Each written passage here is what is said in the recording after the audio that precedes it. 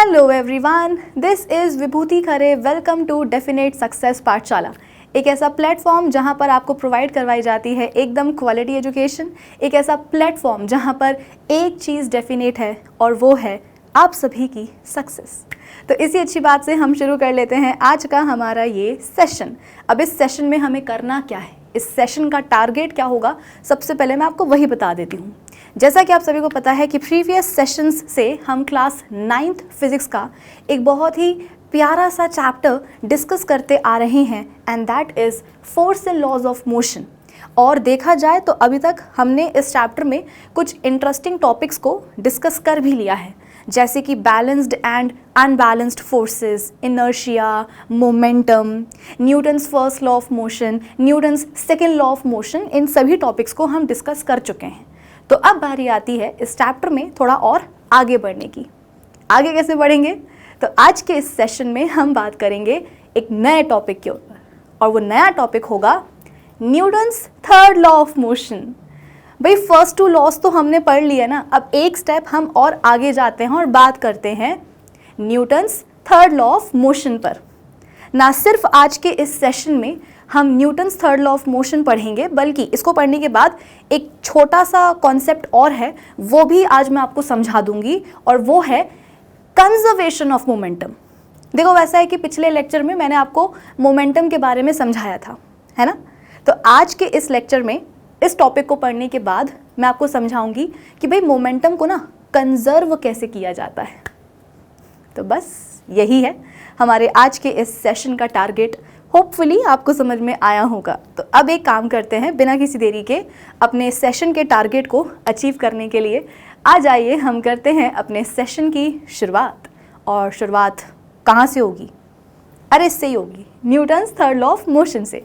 ठीक है, देखो अब यहाँ पर आपको एक GIF नज़र आ रहा होगा। अब इसे देखने के बाद आप लोग मुझसे पूछोगे कि मैम ये क्या चल रहा है? तो मैं आपको बताऊंगी कि बेटा यहाँ पर Newton's third law of motion चल रहा है। आप बोलोगे कि ma'am Newton's third law of motion इतना फ़नी होता है क्या, इतना इजी होता है क्या? फ़नी तो नहीं, लेकिन हाँ इजी ज़रूर होता है।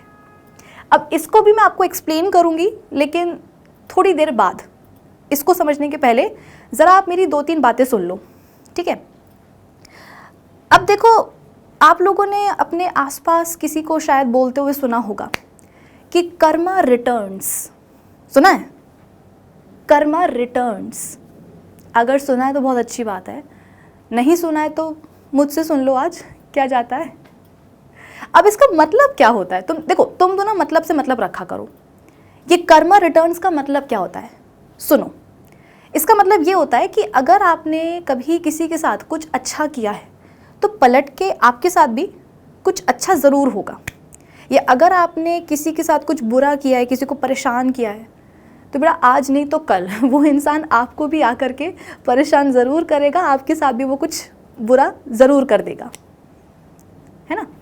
या अगर और आसान शब्दों में समझाऊं तो आप गए और आपने किसी को जाकर के एक थप्पड़ मार दिया, तो बेटा जिसको आपने थप्पड़ मारा है वो चुप तो बैठेगा नहीं, वो भी आएगा पलट करके और आपको भी मार देगा, थप्पड़ ही मार देगा। और सेम इंटेंसिटी का मारेगा, जितने इंटेंसिटी का थप्पड़ आपने उसको जाकर के मारा है ना, इक्वल इंटेंसिटी का थप्पड़ वो आपको भी मारेगा। ऐसा नहीं कि तुम जाकर के उसको ज़ोर से मार के आए थे और वो आकर के आपको प्यार से ऐसे करके चला जाएगा ना। जितने ज़ोर से आपने मारा था उतने ही ज़ोर से वो आपको भी मारेगा। तो इस चीज़ के लिए रेडी रहना, ठीक है? इसको बोलते हैं कर्मा रिटर्न्स। अब देखो, ऐसा है कि आपके दिमाग में ये सवाल आएगा कि मैम हम ये कर्मा रिटर्न्स की बातें कर ही क्यों रहे हैं? क्योंकि बेटा हम समझदार लोग हैं ना, इसलिए। और हम कहीं ना कहीं कर्मा रिटर्न्स पर विश्वास भी रखते हैं कि हाँ सही बात है यार, ऐसा होता है।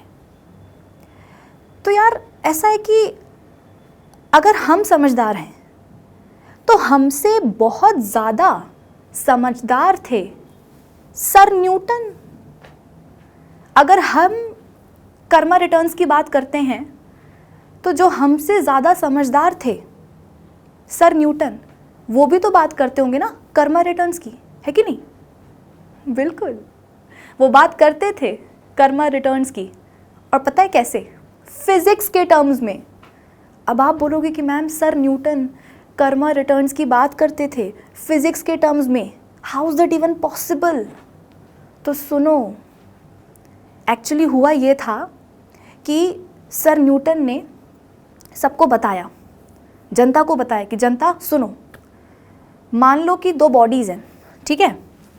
सर न्यूटन ने आम जनता को समझाया कि भाई मान लो कि दो बॉडीज़ हैं, एक ये बॉडी और एक ये बॉडी, ठीक है? अब हुआ क्या, ये दोनों बॉडीज़ आपस में टकरा गई, इनका जो है कोलिजन हो गया। फिर क्या हुआ? तो सर न्यूटन ने बोला कि जब दो बॉडीज़, ये दोनों बॉडीज़ आपस में टकराई, जब इनका कोलिजन हुआ तो जो ये वाली बॉडी थी ना, इसने इस वाली बॉडी के ऊपर फोर्स लगा दिया। तो जनता ने बोला कि ठीक है, आया समझ में, भाई इतना तो समझ में आ ही गया ना कि हाँ दो बॉडीज़ हैं, टकरा गई, टकराने पर हुआ क्या, इस वाली बॉडी ने इसके ऊपर फोर्स लगा दिया। कितना फोर्स लगाया? सपोज F फोर्स लगा दिया या 5 न्यूटन का फोर्स लगा दिया, है ना? दो बॉडीज आपस में टकराई, कोलिजन में हुआ क्या, ये वाली बॉडी ने इसके ऊपर फोर्स लगा दिया। कितना लगा दिया? 5 न्यूटन का लगा दिया, ठीक है?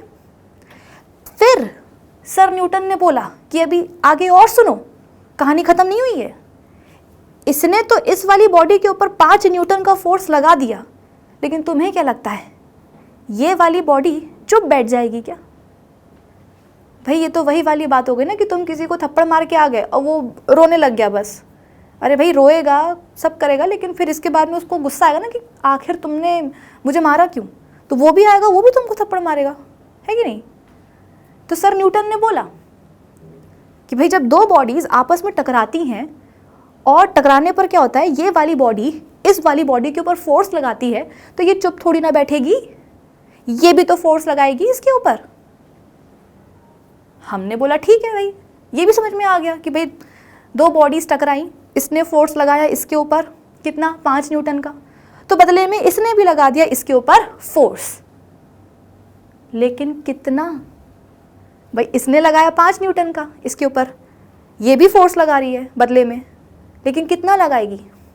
तो सर न्यूटन ने बोला कि जितना फोर्स इसने लगाया ना इसके ऊपर, एग्जैक्टली उतना ही फोर्स ये वाली बॉडी लगाएगी इस वाली बॉडी के ऊपर, मतलब 5 न्यूटन का ही।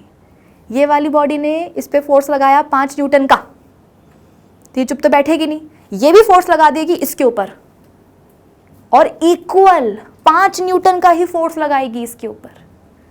वही जो तुमको मैंने भी समझाया कि जितने ज़ोर से तुम थप्पड़ मारोगे ना, उतने ही ज़ोर से वो भी तुमको थप्पड़ मारेगा। सेम इंटेंसिटी के जो ना थप्पड़ एक्सचेंज होंगे। बस वही वाली बात है कि जब दो बॉडीज़ आपस में टकराई, दोनों ही बॉडीज़ ने एक दूसरे के ऊपर फोर्स लगाया, दोनों बॉडीज़ ने एक दूसरे के ऊपर फोर्स लगा दिया।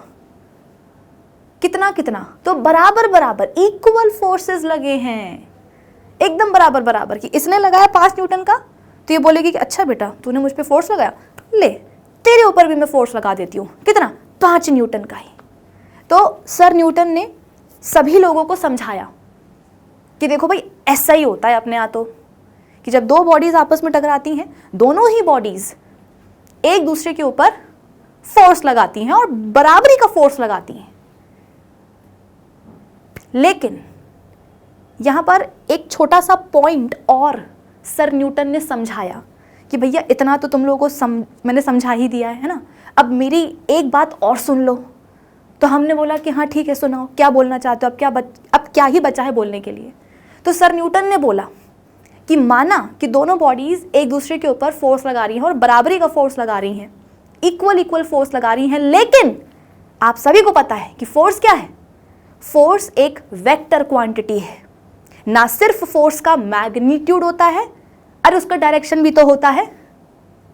तो माना कि दोनों बॉडीज ऑन कोलिजन एक दूसरे के ऊपर फोर्स लगाती हैं, बराबरी का लगाती हैं, इक्वल मैग्नीट्यूड का फोर्स लगाती हैं दोनों ही बॉडीज एक दूसरे के ऊपर, लेकिन जो फोर्सेस लग रहे हैं बेटा उनकी डायरेक्शन ऑपोजिट होती है भाई। मतलब अगर ये वाली बॉडी इसके ऊपर 5 न्यूटन का फोर्स लगा रही है इस डायरेक्शन में, तो बदले में ये वाली बॉडी भी इसके ऊपर फोर्स लगाएगी 5 न्यूटन का ही, लेकिन ऑपोजिट डायरेक्शन में। तो अगर इसने फोर्स लगाया ये वाली बॉडी के ऊपर +5 न्यूटन का, तो ये वाली बॉडी फोर्स लगाएगी इस वाली बॉडी के ऊपर कितना, -5 न्यूटन का। भाई ये चीज़ तो तुम लोगों को मैंने पहले ही समझा दी ना कि force is a vector quantity. Force में आप मैग्नीट्यूड तो उसका देखते ही हो, लेकिन आपको डायरेक्शन भी देखना पड़ता है। और मैंने आपको ये भी बताया था कि फोर्स की अगर एक डायरेक्शन को आप पॉजिटिव मानते हो तो उसकी ऑपोजिट डायरेक्शन को आपको नेगेटिव लेना पड़ेगा। यदि आप फोर्स की इस डायरेक्शन को पॉजिटिव मानते हो बेटा, तो इस डायरेक्शन को नेगेटिव लेना पड़ेगा। इस डायरेक्शन को पॉजिटिव मानते हो तो इस डायरेक्शन को नेगेटिव लेना पड़ेगा। वाइस वर्सा, कि अगर ये डायरेक्शन आपने पॉजिटिव ली है फोर्स की, तो इसकी ऑपोजिट डायरेक्शन को आपको नेगेटिव लेना ही पड़ेगा भाई। तो सर न्यूटन ने जनता को यह समझाया कि ऑन कोलिजन, मतलब जब दो बॉडीज का कोलिजन होता है तो दोनों ही बॉडीज एक दूसरे के ऊपर फोर्स लगाती हैं, बराबरी का फोर्स लगाती हैं, इक्वल मैग्नीट्यूड के जो है ना फोर्सेस लगते हैं, लेकिन उनकी डायरेक्शन ऑपोजिट होते हैं। और बेटा यहीं से बना क्या, तुम्हें इतना समझ में आया ना, यहीं से बना Newton's third law of motion कि every action has an equal and opposite reaction, कि हर एक्शन का एक रिएक्शन होता है, हर एक्शन का रिएक्शन होता है, बराबरी का होता है, लेकिन ऑपोजिट होता है। इसको मैं आपको और एक्सप्लेन करती हूं थोड़ा सा। और मैं आपको बताऊं, Newton's third law of motion जो है ना, Newton's third law of motion जो है, ये हमारी रोजमर्रा की जिंदगी में बड़े काम आता है। अभी मैं आपको कुछ एग्जांपल्स बताऊंगी, उनसे आपको और जो है ना चीजें एकदम क्लियर होती जाएंगी। मैंने क्या बोला कि सर न्यूटन ने अपनी जनता को जो भी समझाया उसी से निकला क्या, Newton's third law of motion, कि every action has an equal and opposite reaction, कि अगर एक्शन हुआ है तो रिएक्शन भी आएगा, बराबरी का आएगा, लेकिन ऑपोजिट डायरेक्शन में आएगा। समझो, हम जिन दो बॉडीज की बात कर रहे थे वो दोनों बॉडीज जो है मैं यहाँ पे ड्रॉ कर देती हूँ। ओके, ये वाली बॉडी और ये वाली बॉडी, समझ में आ रहा ना। चलो, अब क्या हुआ, इनका कोलिजन हुआ, इनका कोलिजन हुआ, ये आपस में टकरा गई। तो हुआ क्या, इसने इसके ऊपर फोर्स लगा दिया, कितना, हम मान के चल रहे हैं 5 न्यूटन। तो ये चुप तो बैठेगी नहीं, बोलेगी कि अच्छा बेटा तूने मुझ पे फोर्स लगाया, मैं भी तुझ पे फोर्स लगाऊंगी। कितना लगाऊंगी, बराबरी का लगाऊंगी, ठीक है, बराबरी का लगाऊंगी, 5 न्यूटन का ही लगाऊंगी। अब थोड़ा सा इसको अपन और फिजिक्स के टर्म्स में देखते हैं। इस वाली बॉडी ने इसके ऊपर एक्शन किया है। यहाँ पर जो मैंने आपको अभी मैं आपको अभी बड़े ही आसान शब्दों में समझा रही थी कि बेटा फोर्स लगाया, ये हुआ, ये हुआ, वो हुआ। अब थोड़ा सा और हम स्पेसिफिक टर्म्स में बात करते हैं कि ये वाली बॉडी ने इसके ऊपर एक्शन करा है। बोले तो ये वाली बॉडी ने इसके ऊपर फोर्स लगाया है, एक्शन किया है। तो ये चुप तो नहीं बैठेगी, ये अपना रिएक्शन देगी। क्या रिएक्शन देगी ये रिएक्शन देगी 5 न्यूटन का। इसने इसके ऊपर फोर्स लगाया, इसने इसके ऊपर एक्शन फोर्स लगाया 5 न्यूटन का, तो बदले में इस वाली बॉडी ने इसके ऊपर रिएक्शन फोर्स लगा दिया 5 न्यूटन का। तो every action has an equal reaction, कि इसने एक्शन दिया, इसने एक्शन किया इसके ऊपर, तो ये बोलेगी कि ले बेटा मैं तेरे ऊपर रिएक्शन कर देती हूं। इसने एक्शन किया इसके ऊपर, तो बदले में इसने क्या करा, अपना रिएक्शन दे दिया कि ले आई बड़ी मुझ पे एक्शन करने वाली, ये ले रिएक्शन। तो every action has an equal reaction, कि 5 न्यूटन का फोर्स लगा तो इसने भी एग्जैक्टली उतना ही फोर्स लगा दिया। तो every action has an equal reaction. लेकिन सर न्यूटन ने क्या बोला, every action has an equal and opposite reaction. ये ऑपोजिट टर्म कहां से आ गया, तो बेटा फोर्स के डायरेक्शन देख लो ना, ये वाली बॉडी इसके ऊपर लगा रही है फोर्स इस डायरेक्शन में, टुवर्ड्स राइट डायरेक्शन में, और बदले में ये वाली बॉडी फोर्स लगा रही है इसके ऊपर, सेम मैग्नीट्यूड का फोर्स लगा रही है लेकिन इस डायरेक्शन में, टुवर्ड्स लेफ्ट डायरेक्शन में। अब समझ में आया, every action has an equal and opposite reaction. कुछ इस तरीके से सर न्यूटन ने कर्मा रिटर्न्स की बात करी थी फिजिक्स के टर्म्स में, और वहीं से निकल करके आया क्या, Newton's third law of motion, every action has an equal and opposite reaction. ठीक है, अब कुछ मैं आपको रियल लाइफ एग्जाम्पल्स बता देती हूं जिनके ऊपर जो है Newton's third law of motion काम करता है। देखो, ओके, यहां पे आपको एक कार्टून कैरेक्टर जो है दिख रहा होगा। सबसे पहले अपन इसी को जो है पढ़ते हैं, इसी को समझते हैं। ठीक है, तो यहाँ पर आपको एक कार्टून कैरेक्टर दिख रहा होगा।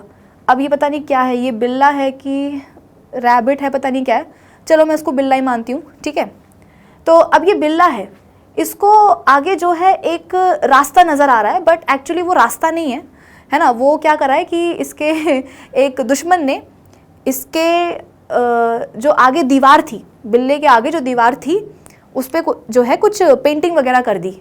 तो इस बिल्ले को लगा कि अरे सामने तो जो है रास्ता है, सामने तो जो है रोड है, जबकि रोड वोड कुछ नहीं है, दीवार है, इसको पता नहीं है।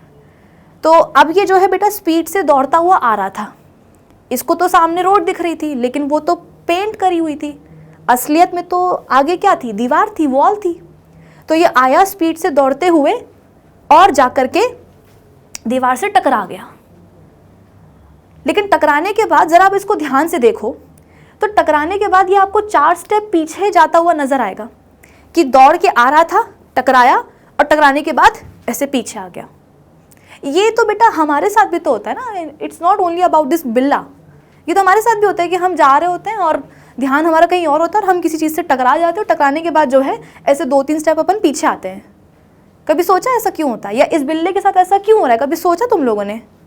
थोड़ा सोचो, समझ में आएगा तुम लोगों के। बेटा यहाँ पर Newton's third law of motion ही तो चल रहा है। बिल्ला आया, स्पीड में आया और दीवार से टकरा गया। सर न्यूटन ने क्या बोला था कि जब 2 बॉडीज आपस में टकराती हैं तो दोनों एक दूसरे के ऊपर, दोनों ही बॉडीज एक दूसरे के ऊपर बराबरी का फोर्स लगाती है ना। एक्शन और रिएक्शन देखने को मिलता है, एक्शन और रिएक्शन देखने को मिलता है कि जब 2 बॉडीज आपस में टकराएंगी तो एक बॉडी लगाएगी दूसरी बॉडी के ऊपर एक्शन, तो आप बोल सकते हो कि पलट करके जो दूसरी बॉडी होगी वो भी लगा देगी उसके ऊपर क्या, रिएक्शन की। ले, तो यहां पर भी वही हो रहा है कि बिल्ला गया दौड़ के और दीवार से टकरा गया। तो बेटा जब वो दीवार से टकराया बिल्ला, तो बिल्ले ने दीवार के ऊपर फोर्स लगाया, एक्शन।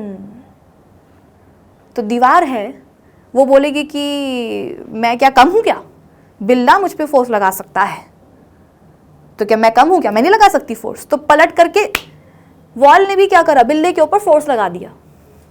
अब बेटा वॉल तो हिलेगी नहीं अपनी जगह से, है ना भाई। तुम दीवार पे कभी ऐसे तुम हाथ टेक के ऐसे खड़े होते हो, है ना, तुम कभी ऐसी दीवार पे ऐसे हाथ टेक के खड़े होते हो, या कभी कभी तो तुम पूरे ही जो है उस पे ऐसे टिक जाते हो, तो क्या तुम्हारी दीवार ऐसे पीछे खसक जाती है क्या? नहीं।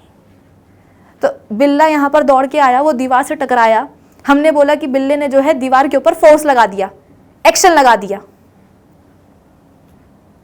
तो क्या दीवार अपनी जगह से खसकेगी क्या? नहीं खसकेगी। उल्टा हुआ क्या, बिल्ला खसक गया 4 कदम पीछे। क्यों? क्योंकि दीवार ने बोला कि ओहो मुझ पे फोर्स लगाया है, मुझ पे एक्शन किया है, तो बदले में बेटा तुमको भी रिएक्शन मिलेगा। और दीवार ने लगा दिया बिल्ले के ऊपर रिएक्शन फोर्स। मान लो कि बिल्ले ने जो है दीवार के ऊपर 20 न्यूटन का फोर्स लगाया था। मान लो बिल्ले ने दीवार के ऊपर 20 न्यूटन का फोर्स लगाया था, तो दीवार भी क्या करेगी? सेम मैग्नीट्यूड का रिएक्शन फोर्स लगा देगी बिल्ले के ऊपर। इसने फोर्स लगाया 20 न्यूटन का, तो दीवार भी लगा देगी इसके ऊपर फोर्स 20 न्यूटन का, लेकिन ऑपोजिट डायरेक्शन में ना। Every action has an equal and opposite reaction. तो इसने फोर्स लगाया 20 न्यूटन का, तो दीवार ने भी बिल्ले के ऊपर लगा दिया फोर्स 20 न्यूटन का, लेकिन ऑपोजिट डायरेक्शन में।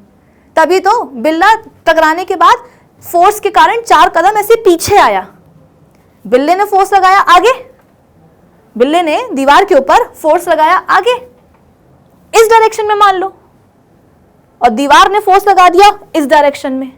तो इस डायरेक्शन में जब बिल्ले के ऊपर फोर्स लगाया दीवार ने, तो भाई ये मैंने आपको पहले भी समझाया हुआ है कि जिस डायरेक्शन में ऑब्जेक्ट के ऊपर फोर्स लगता है, ऑब्जेक्ट का मोशन उसी डायरेक्शन में होता है। बेटा अगर कोई मुझे यहां से आकर के धक्का देगा तो मैं यहीं आकर के तो गिरूंगी ना। ऐसा तो नहीं कि कोई मुझे यहां से आकर के फोर्स लगा रहा है और मैं उसी की साइड जाके गिर जाऊं, ऐसा तो नहीं होता। तो जब बॉल बिल्ले के ऊपर फोर्स लगाएगी इस डायरेक्शन में, तो बिल्ला 4 कदम ऐसे पीछे जाएगा। Action reaction, action reaction. यहां पर बेटा Newton third law of motion ही तो हो रहा है, और क्या हो रहा है? ठीक है। अच्छा, एक चीज मैं आप लोगों को और बता देती हूं कि ये जो Newton third law of motion में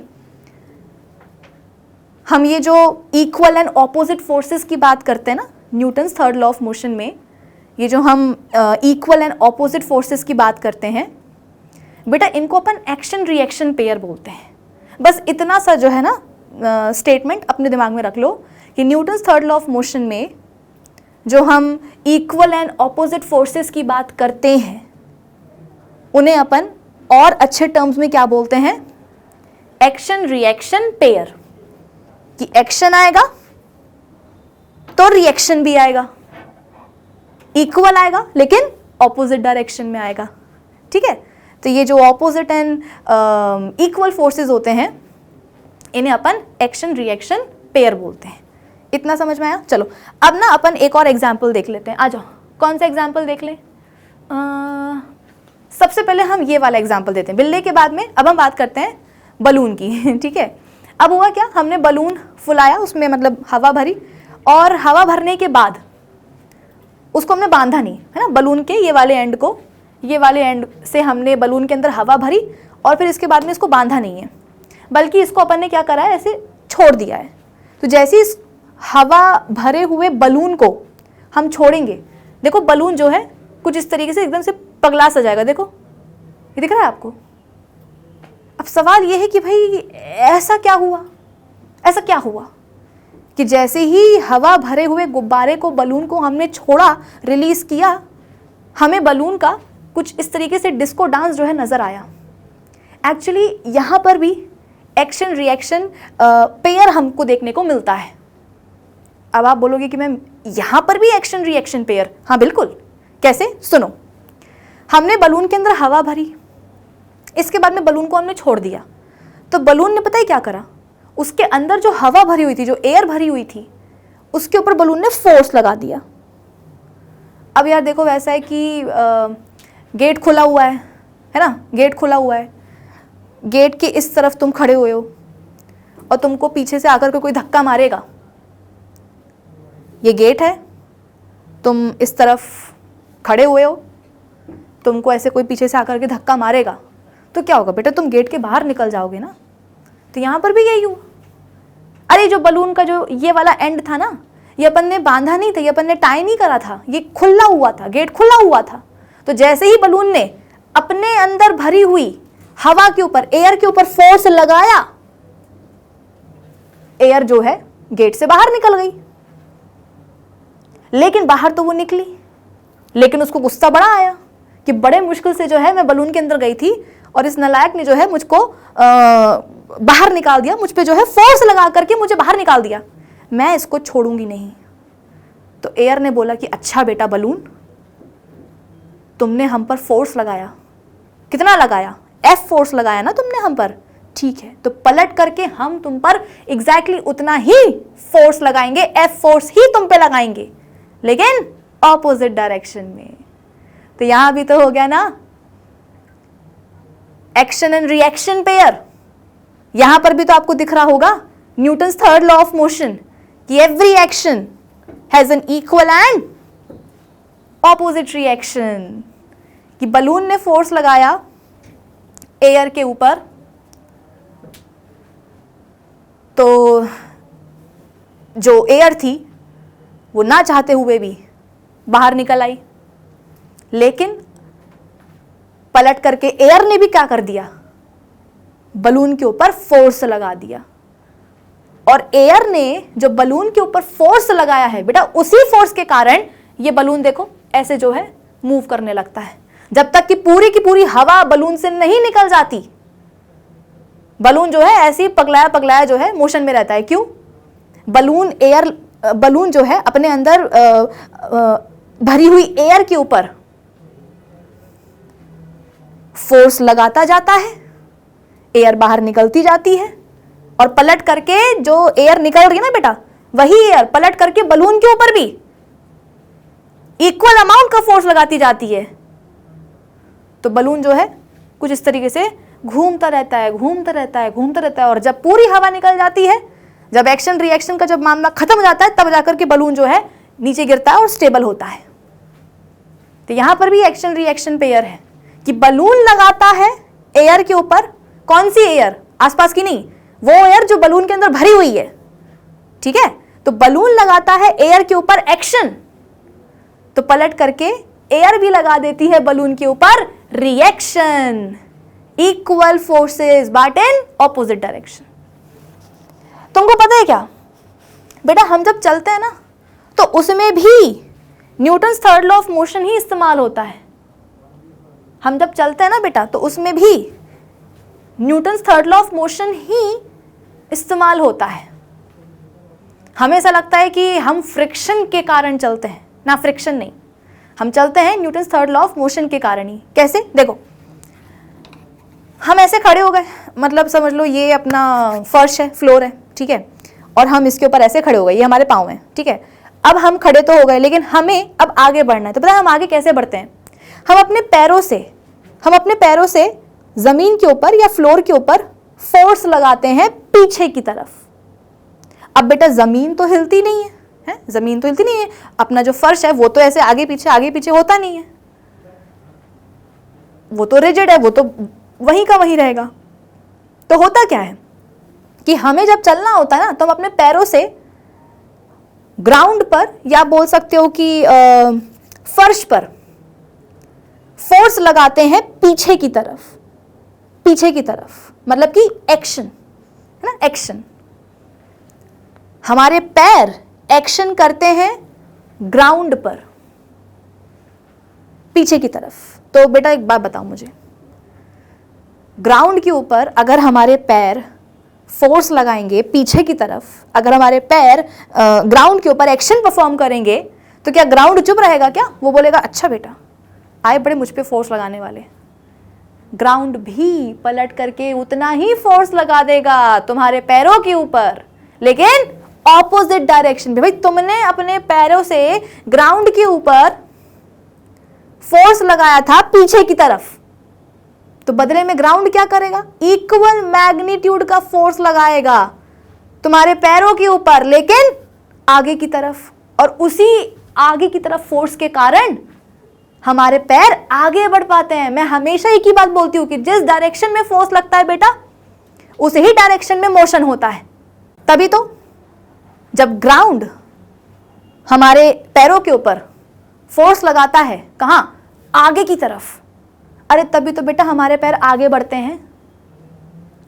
इमेजिन करो कि हमारे पैर आगे बढ़ रहे हैं, लेकिन हमारे पैरों के ऊपर कोई पीछे की तरफ फोर्स लगा रहा है। ऐसा पॉसिबल है क्या कि पैरों के ऊपर फोर्स लगा रहा है कोई पीछे की तरफ, लेकिन फिर भी पैर आगे बढ़ रहे हैं? ऐसे कैसे पॉसिबल है? पॉसिबल ही नहीं है।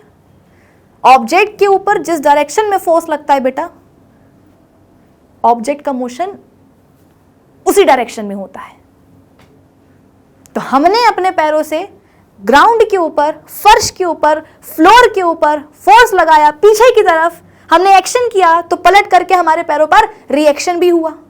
ग्राउंड ने भी सेम मैग्नीट्यूड का फोर्स लगा दिया पैरों के ऊपर, लेकिन कहां? आगे की तरफ। इसलिए हमारे पैर आगे बढ़ जाते हैं और इसीलिए हम आगे बढ़ पाते हैं, इसीलिए हम चल पाते हैं भाई।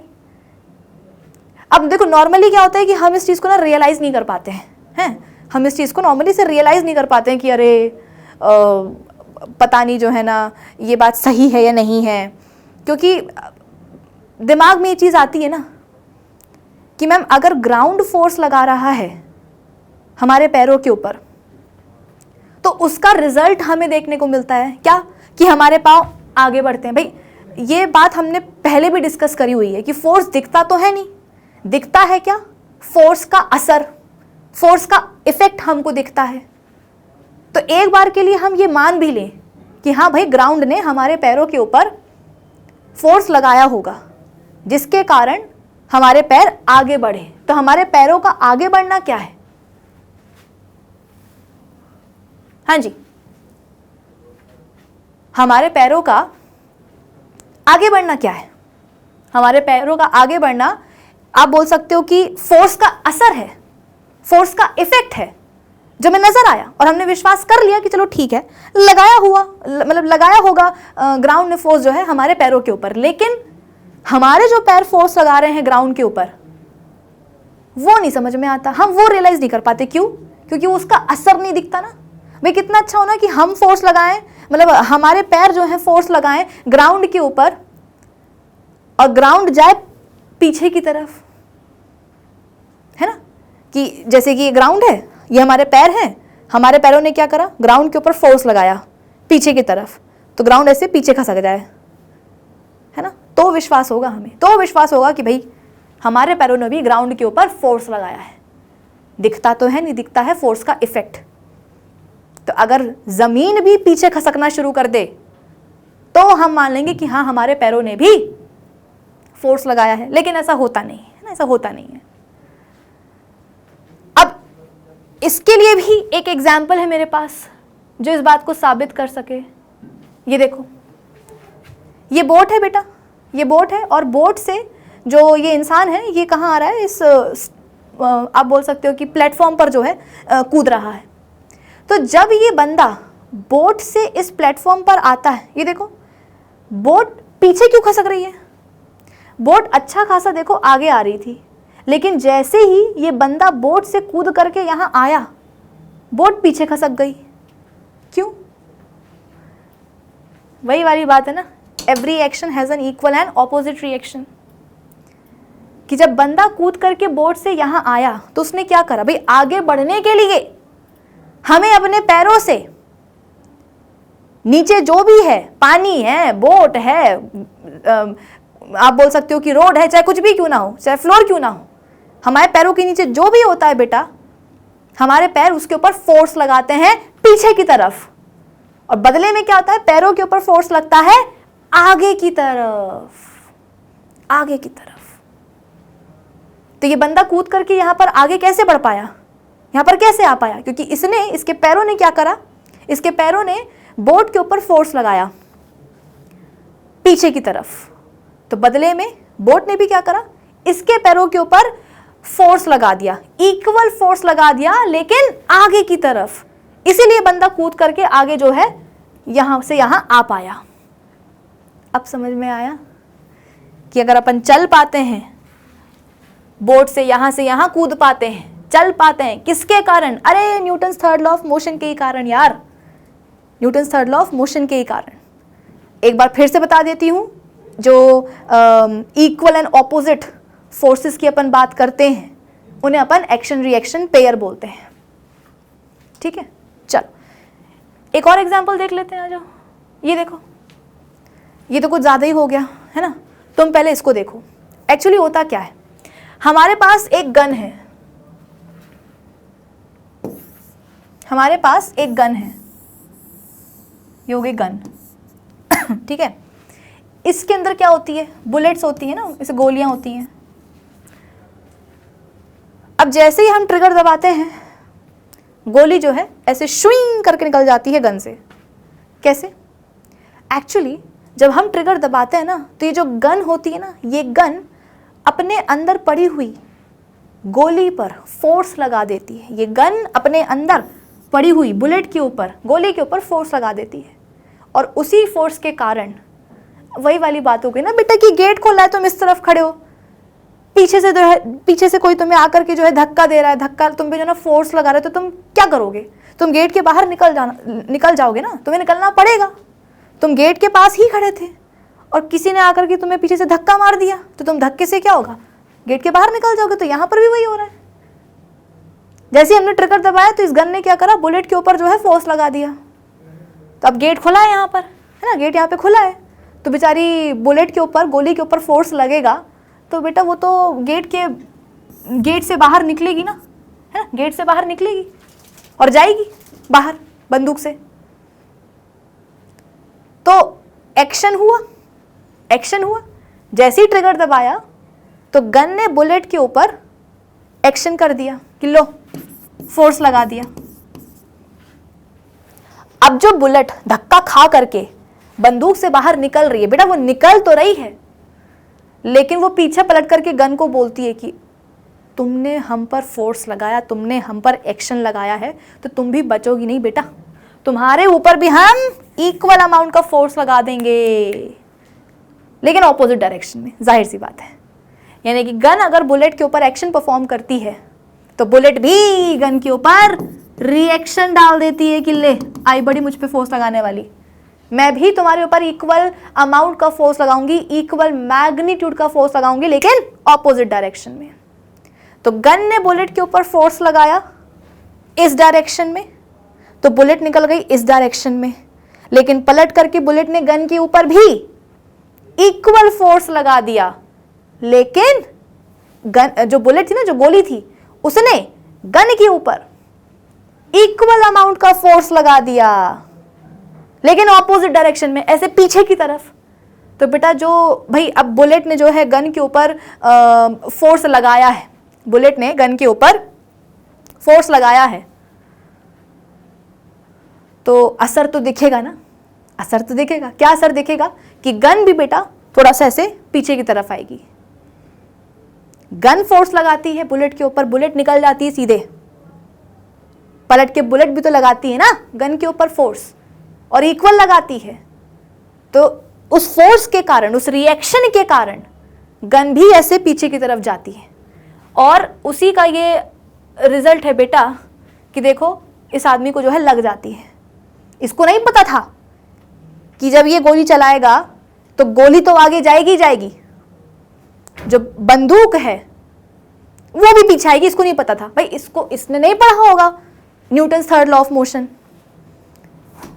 तो इसने सोचा कि मैं जो है ट्रिगर दबाऊंगा तो जो गन है वो बुलेट के ऊपर फोर्स लगा देगी, तो बुलेट आगे निकल जाएगी। इसको क्या पता था कि पलट करके बुलेट भी क्या करने वाली है, गन के ऊपर इक्वल मैग्नीट्यूड का फोर्स लगाने वाली है, लेकिन ऑपोजिट डायरेक्शन में। उस फोर्स के कारण, उस रिएक्शन फोर्स के कारण ही गन जो है थोड़ा सा ऐसे पीछे जाती है, और इसीलिए देखो उसको मुंह पे जो है ऐसे धपाक से लगती है। अब यहाँ पर कुछ ज़्यादा ही हो गया। यहाँ पर जो दीदी हैं वो गन का जो बैकवर्ड मोशन है वो बर्दाश्त नहीं कर पाई। देखो गन का जो बेटा ऐसा बैकवर्ड मोशन होता है ना रिएक्शन के कारण, इसको अपन रिकॉइलिंग ऑफ गन बोलते हैं। क्या बोलते हैं? Recoiling of gun. ठीक है, तो इस रिकॉइलिंग ऑफ गन से क्या हुआ, इस रिकॉइलिंग ऑफ गन को ये दीदी बर्दाश्त नहीं कर पाई। इसने तो फिर भी बर्दाश्त कर लिया, ये नहीं बर्दाश्त कर पाई ना, ऐसी दुबली पतली सी है, तो बेटा ये गिर ही गई। इसने भी नहीं पढ़ा था Newton's third law of motion. इसको नहीं पता था कि अगर गन बुलेट के ऊपर फोर्स लगाएगी तो बुलेट भी गन के ऊपर फोर्स लगाएगी, लेकिन ऑपोजिट डायरेक्शन में। इसको नहीं पता था। लेकिन ना पता हो, लेकिन वो चीज होगी तो जरूर, और हुई, और रिकॉइलिंग ऑफ गन जो है देखने को मिली, और ये बर्दाश्त नहीं कर पाई तो लुढ़क गई नीचे। ठीक है, चल, तो ये कुछ बेसिक एग्जाम्पल है। ये चीज और देख लो, एक एग्जाम्पल और देख लो। रॉकेट ऊपर ऐसे लॉन्च होता है, कभी सोचा है रॉकेट ऐसे ऊपर लॉन्च क्यों होता है, ये कभी ना कभी आप लोगों ने देखा ज़रूर होगा, अभी लेटेस्ट में देखा ही होगा ना, चंद्रयान 3 में देखा ही होगा। कभी सोचा ऐसा क्यों होता है? वही Newton's third law of motion. यहाँ पर भी बेटा एक्शन और रिएक्शन जो है पेयर आपको देखने को मिलेगा। आप बोलोगे कि मैम कैसे? देखो होता क्या है कि यहाँ पर जो है सपोज रॉकेट का इंजन होता है ठीक है ना। अब बेटा कोई भी चीज़ है उसको चलाने के लिए फ्यूल तो चाहिए ही है ना। तो रॉकेट के अंदर जो फ्यूल होता है ना, जो फ्यूल होता है उसको इसका जो इंजन है वो जलाता है, कंबशन होता है, फ्यूल का कंबशन होता है, और उस कंबशन से ना कुछ गैसेस रिलीज होती हैं। तो उन गैसेस को यहाँ पर मान लो रॉकेट का इंजन है, इसने क्या करा, फ्यूल को जलाया, फ्यूल का कंबशन हुआ, जिससे कि कुछ गैसेस प्रोड्यूस हुई, और उन्हीं गैसेस को जो ये रॉकेट है अपने ये वाले एंड से बाहर जो है धक्के मार के निकालता है। गैसेस बनी, भाई फ्यूल का कंबशन हुआ, गैसेस बनी, और उन गैसेस को रॉकेट ने बोला कि हम अपने अंदर गैस क्यों भरें, हम तो खुद ही इतने भारी हैं। तो रॉकेट ने क्या करा, अपने ये वाले एंड से उन गैसेस को धक्के मार के बाहर निकाला, मतलब कि रॉकेट के ये वाले एंड ने गैसेस के ऊपर फोर्स लगा दिया। अब बेटा माना कि गैसेस के ऊपर फोर्स लगा है, तो बेटा वो तो धक्का खा करके बाहर तो निकलेंगी, लेकिन पलट करके बोलेंगे कि आया बड़ा हम पे फोर्स लगाने वाला, हम भी तुम्हारे ऊपर इक्वल अमाउंट का फोर्स लगा देंगे, लेकिन ऑपोजिट डायरेक्शन में। तो रॉकेट का जो ये वाला एंड होता है, ये गैसेस के ऊपर फोर्स लगाता है नीचे की तरफ, डाउनवर्ड्स डायरेक्शन में, और पलट करके गैसेस क्या करती हैं, रॉकेट के ये वाले एंड पर इक्वल मैग्नीट्यूड का फोर्स लगा देती हैं, लेकिन ऑपोजिट डायरेक्शन में, और उसी फोर्स के कारण रॉकेट जो है ऐसे ऊपर उठता है। आई बात समझ में? तो रॉकेट में क्या होता है, देखो कितना जो है ना यहाँ पर आपको गैसेस दिख रही होंगी, कितने लार्ज अमाउंट में, है ना। तो बात वही है कि जो इंजन होता है ना, उसमें फ्यूल का कंबशन होता है, जिससे कि गैसेस बनती है, और उन्हीं गैसेस को रॉकेट क्या करता है, अपने ये वाले एंड से फोर्स लगा करके बाहर फेंकता है। तो पलट करके गैसेस भी रॉकेट के ये वाले एंड पर फोर्स लगा देती हैं, बराबरी का फोर्स लगाती है, लेकिन ऑपोजिट डायरेक्शन में, और उसी फोर्स के कारण रॉकेट जो है ऐसे ऊपर लॉन्च हो जाता है। ठीक है, चलो इतना तुम्हें समझ में आ गया। अब कुछ बातें और हैं बेटा जो तुम्हारे लिए समझना बहुत जरूरी है, बहुत जरूरी है। क्या? जो एक्शन रिएक्शन पेयर की मैं आपको बात बता रही थी कि Newton's third law of motion में जो हम हमेशा बात करते हैं इक्वल एंड ऑपोजिट फोर्सेस की, उन्हें अपन एक्शन रिएक्शन पेयर बोलते हैं। तो अब उन्हीं एक्शन रिएक्शन पेयर के कुछ इंपॉर्टेंट पॉइंट्स हैं, वो देख लो। सबसे पहली बात ये कि ये जो एक्शन रिएक्शन पेयर होते हैं ना बेटा, ये साइमल्टेनियसली होते हैं। इसका क्या मतलब हुआ? देखो बहुत ही आसान सी बात है, तुम अगर किसी को जाकर के थप्पड़ मारोगे तो उसी समय वो इंसान भी तुम्हें जो है थप्पड़ मारेगा, क्विक रिस्पॉन्स होगा, साइमल्टेनियसली जो है थप्पड़ों का एक्सचेंज होगा। ये नहीं कि तुमने उसको मारा था और वो तुम्हें 2 हफ्ते बाद आकर के जो है तुमसे बदला ले रहा है, तुमको जो थप्पड़ मार रहा है ना, ऐसा थोड़ी ना होता है भाई। तुम अगर किसी को जाकर के मारोगे तो वो भी तो तुमको उसी समय मारेगा ना, 10 दिन बाद या 2 हफ्ते बाद तो आएगा नहीं कि तुमने मुझे 10 दिन पहले मारा था अब मैं तुम्हें मारूंगा, ऐसा नहीं होता। उसी समय जो है भाई, तभी तो लड़ाई होती है ना। तो यहां पर भी ऐसे ही सर न्यूटन ने भी यही बोला, सर न्यूटन ने भी एग्जैक्टली यही बोला कि जब 2 बॉडीज आपस में कोलाइड करती हैं, जब उनका कोलिजन होता है, तो दोनों बॉडीज एक दूसरे के ऊपर इक्वल अमाउंट में फोर्स लगाती हैं। दोनों बॉडीज एक दूसरे के ऊपर इक्वल अमाउंट में फोर्स लगाती हैं, लेकिन उन फोर्सेस के डायरेक्शन ऑपोजिट रहते हैं, और वो जो फोर्सेस लग रहे हैं दोनों बॉडीज के ऊपर, जिनको अपन एक्शन रिएक्शन पेयर बोलते हैं बेटा, वो साइमल्टेनियसली होते हैं। कि अगर ये वाली बॉडी ने इसके ऊपर फोर्स लगाया है तो बिल्कुल उसी समय ये वाली बॉडी भी इसके ऊपर फोर्स लगाएगी। ऐसा नहीं है कि इसने आकर के फोर्स लगाया है आज और ये 4 दिन बाद आकर के उसके ऊपर फोर्स लगाएगी, अरे उसी समय होता है जो भी होता है। तो action reaction pair occurs simultaneously, ठीक है। उसके बाद में ऑपोजिट डायरेक्शन, आप सभी को पता है कि अगर एक्शन लगा इधर तो रिएक्शन आएगा ऑपोजिट डायरेक्शन में, ठीक है। Next, act along the same line. Same line का भी यहां पर फंडा होता है ना, कि अगर एक्शन लग रहा है यहां, एक्शन लग रहा है यहां, तो सेम लाइन में जो है रिएक्शन भी लगेगा। ये नहीं कि एक्शन लग रहा है यहां, रिएक्शन लग रहा है यहां, कि एक्शन लग रहा है यहां और रिएक्शन जो है यहां लग रहा है, ऐसा नहीं होता। सेम लाइन में जो है एक्शन रिएक्शन पेयर काम करते हैं, ठीक है।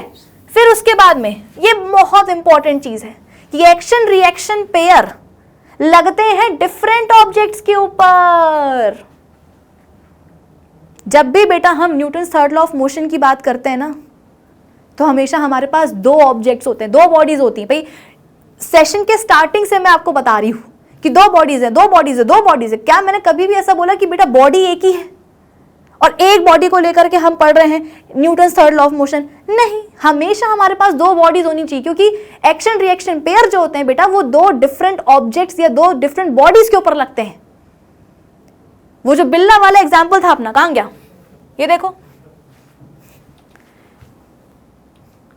अरे अरे कहां गया बिल्ला वाला? हाँ ये देखो, इसमें भी तो हमारे पास दो बॉडीज थी, एक बिल्ला था और दूसरी दीवार। अरे भाई दीवार भी तो एक ऑब्जेक्ट ही है ना, तो एक बिल्ला था ऑब्जेक्ट और एक उसकी दीवार थी ऑब्जेक्ट, मतलब दो ऑब्जेक्ट्स थे।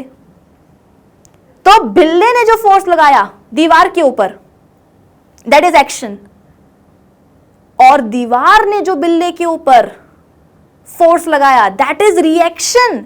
तो बेटा दो अलग अलग बॉडीज के ऊपर एक्शन और रिएक्शन लग रहा है ना। एक्शन लगा दीवार के ऊपर, रिएक्शन लगा बिल्ले के ऊपर। तो हमेशा हमारे पास दो डिफरेंट बॉडीज होती हैं, एक्शन रिएक्शन पेयर हमेशा दो डिफरेंट बॉडीज के ऊपर ही लगते हैं। ये नहीं कि एक ही बॉडी में जो है ना एक्शन भी लग रहा है, एक ही बॉडी में रिएक्शन भी लग रहा है। याद होगा तुम्हें बैलेंस फोर्सेस की कहानी। होता क्या है, यहां देखो होता क्या है।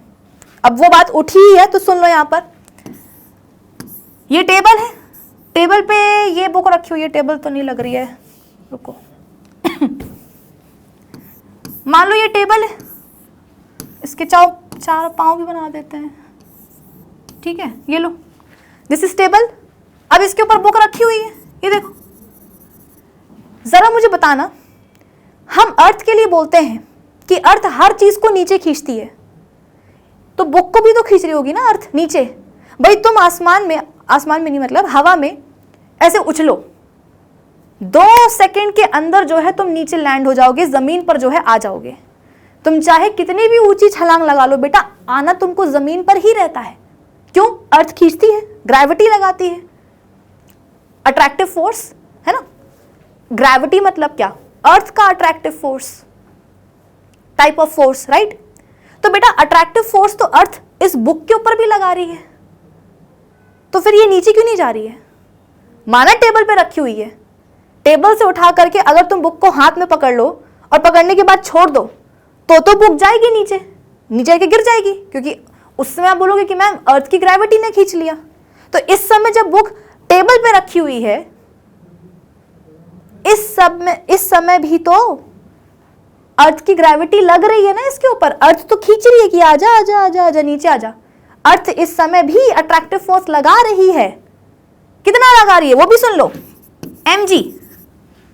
इसका असली मतलब तुमको ग्रेविटेशन चैप्टर में समझ में आएगा, लेकिन अभी के लिए इतना समझ लो कि अर्थ इस बुक के ऊपर फोर्स लगा रही है, अट्रैक्टिव फोर्स लगा रही है, जिसको अपन ग्रेविटी बोलते हैं, और कितना लगा रही है? mg के बराबर। लेकिन फिर ये बुक काहे नीचे नहीं जा रही? अब क्यों नहीं नीचे गिर रही? आप बोलोगे कि मैम टेबल ने रोक लिया। अच्छा, तो क्या ये टेबल को चीरते हुए नीचे नहीं गिर सकती क्या? एक्चुअली हुआ क्या है? हुआ ये है बेटा कि यहां पर एक और फोर्स लग रहा है, यहां पर एक और फोर्स लग रहा है बुक के ऊपर ही, and that is normal force. Force का नाम ही होता है नॉर्मल फोर्स, ठीक है ना। बाकी ऐसा नहीं कि ये नॉर्मल फोर्स है तो बाकी सारे फोर्सेस अब नॉर्मल होते हैं। बेटा फोर्स का नाम है नॉर्मल। तो जब टेबल पर बुक रखी होती है तो बुक के ऊपर अर्थ की ग्रेविटी लगती है, अर्थ अट्रैक्टिव फोर्स लगाती है। इस समय भी बुक के ऊपर वो फोर्स लगा रही है, कितना फोर्स लगा रही है? mg के बराबर। और इस समय बुक के ऊपर एक और फोर्स लग रहा है। कौन सा फोर्स? Normal force. किस डायरेक्शन में? अर्थ की ग्रेविटी के ऑपोजिट डायरेक्शन में। ये ग्रेविटी लग रही है नीचे और नॉर्मल फोर्स लग रहा है बुक के ऊपर अपवर्ड्स डायरेक्शन में। आप बोलोगे कि मैम बुक के ऊपर ये नॉर्मल फोर्स लग तो रहा है अपवर्ड्स डायरेक्शन में, लेकिन ये लगा कौन रहा है? तो बेटा ये जो टेबल है ना, ये जो टेबल है जिसके ऊपर बुक धरी हुई है, बस वो टेबल ही लगा रही है नॉर्मल फोर्स बुक के ऊपर अपवर्ड्स डायरेक्शन में। तो आप बोलोगे कि मैम अच्छा नीचे लग रहा है ग्रेविटी और ऊपर लग रहा है नॉर्मल फोर्स, कितना लग रहा है? इसके बराबर ही लग रहा है। भाई नॉर्मल फोर्स भी माना कि बुक के ऊपर लग रहा है, कौन लगा रही है? टेबल लगा रही है,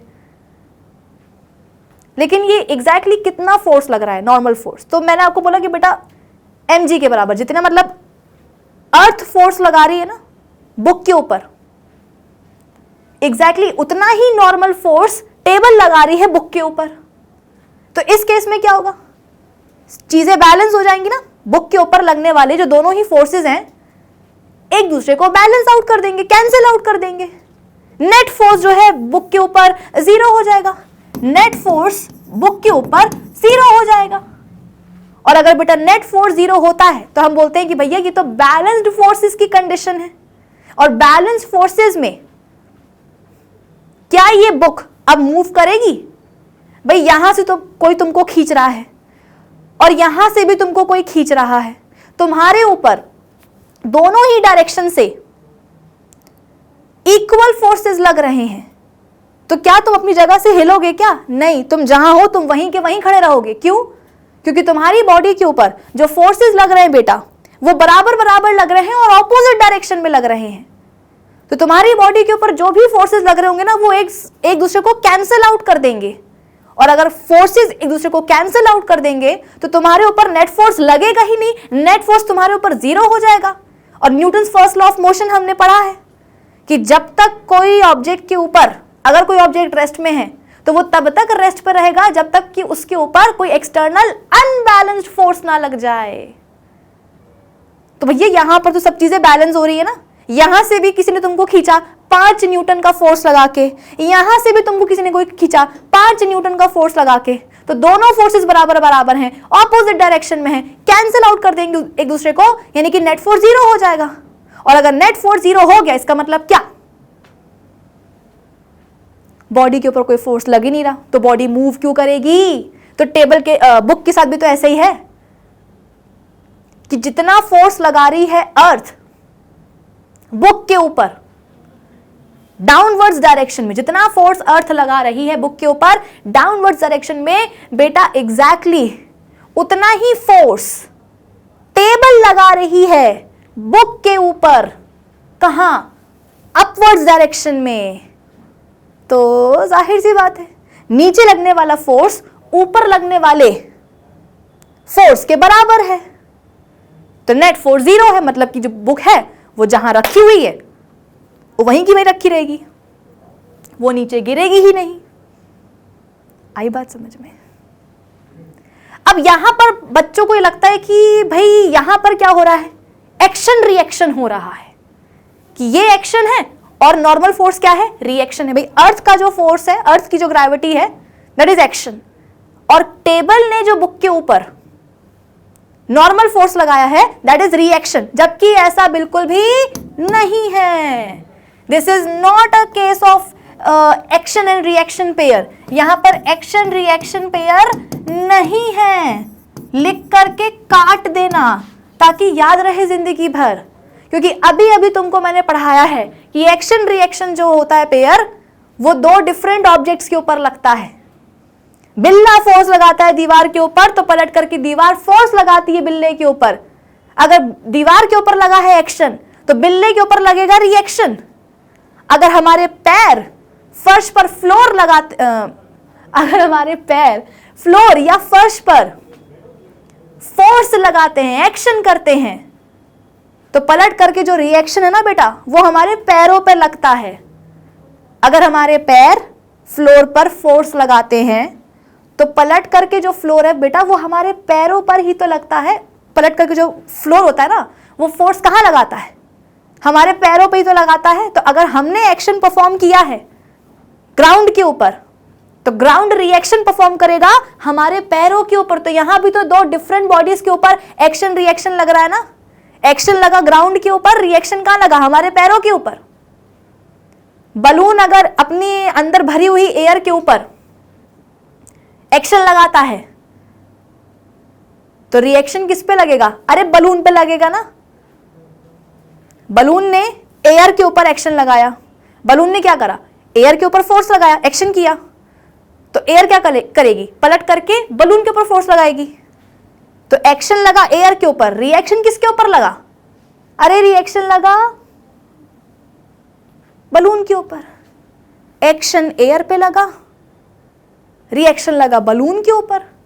तो एक्शन रिएक्शन बेटा हमेशा दो डिफरेंट ऑब्जेक्ट्स पे लगते हैं। यहां पर देखो ना, यहां पर क्या हो रहा है? यहां पर तो जो नॉर्मल और जो अर्थ की ग्रेविटी लग रही है बेटा, वो तो सेम ऑब्जेक्ट पे लग रही है। ये देखो, ग्रेविटी किसको खींच रही है? बुक को। तो ग्रेविटी किसके ऊपर लगी? बुक के ऊपर।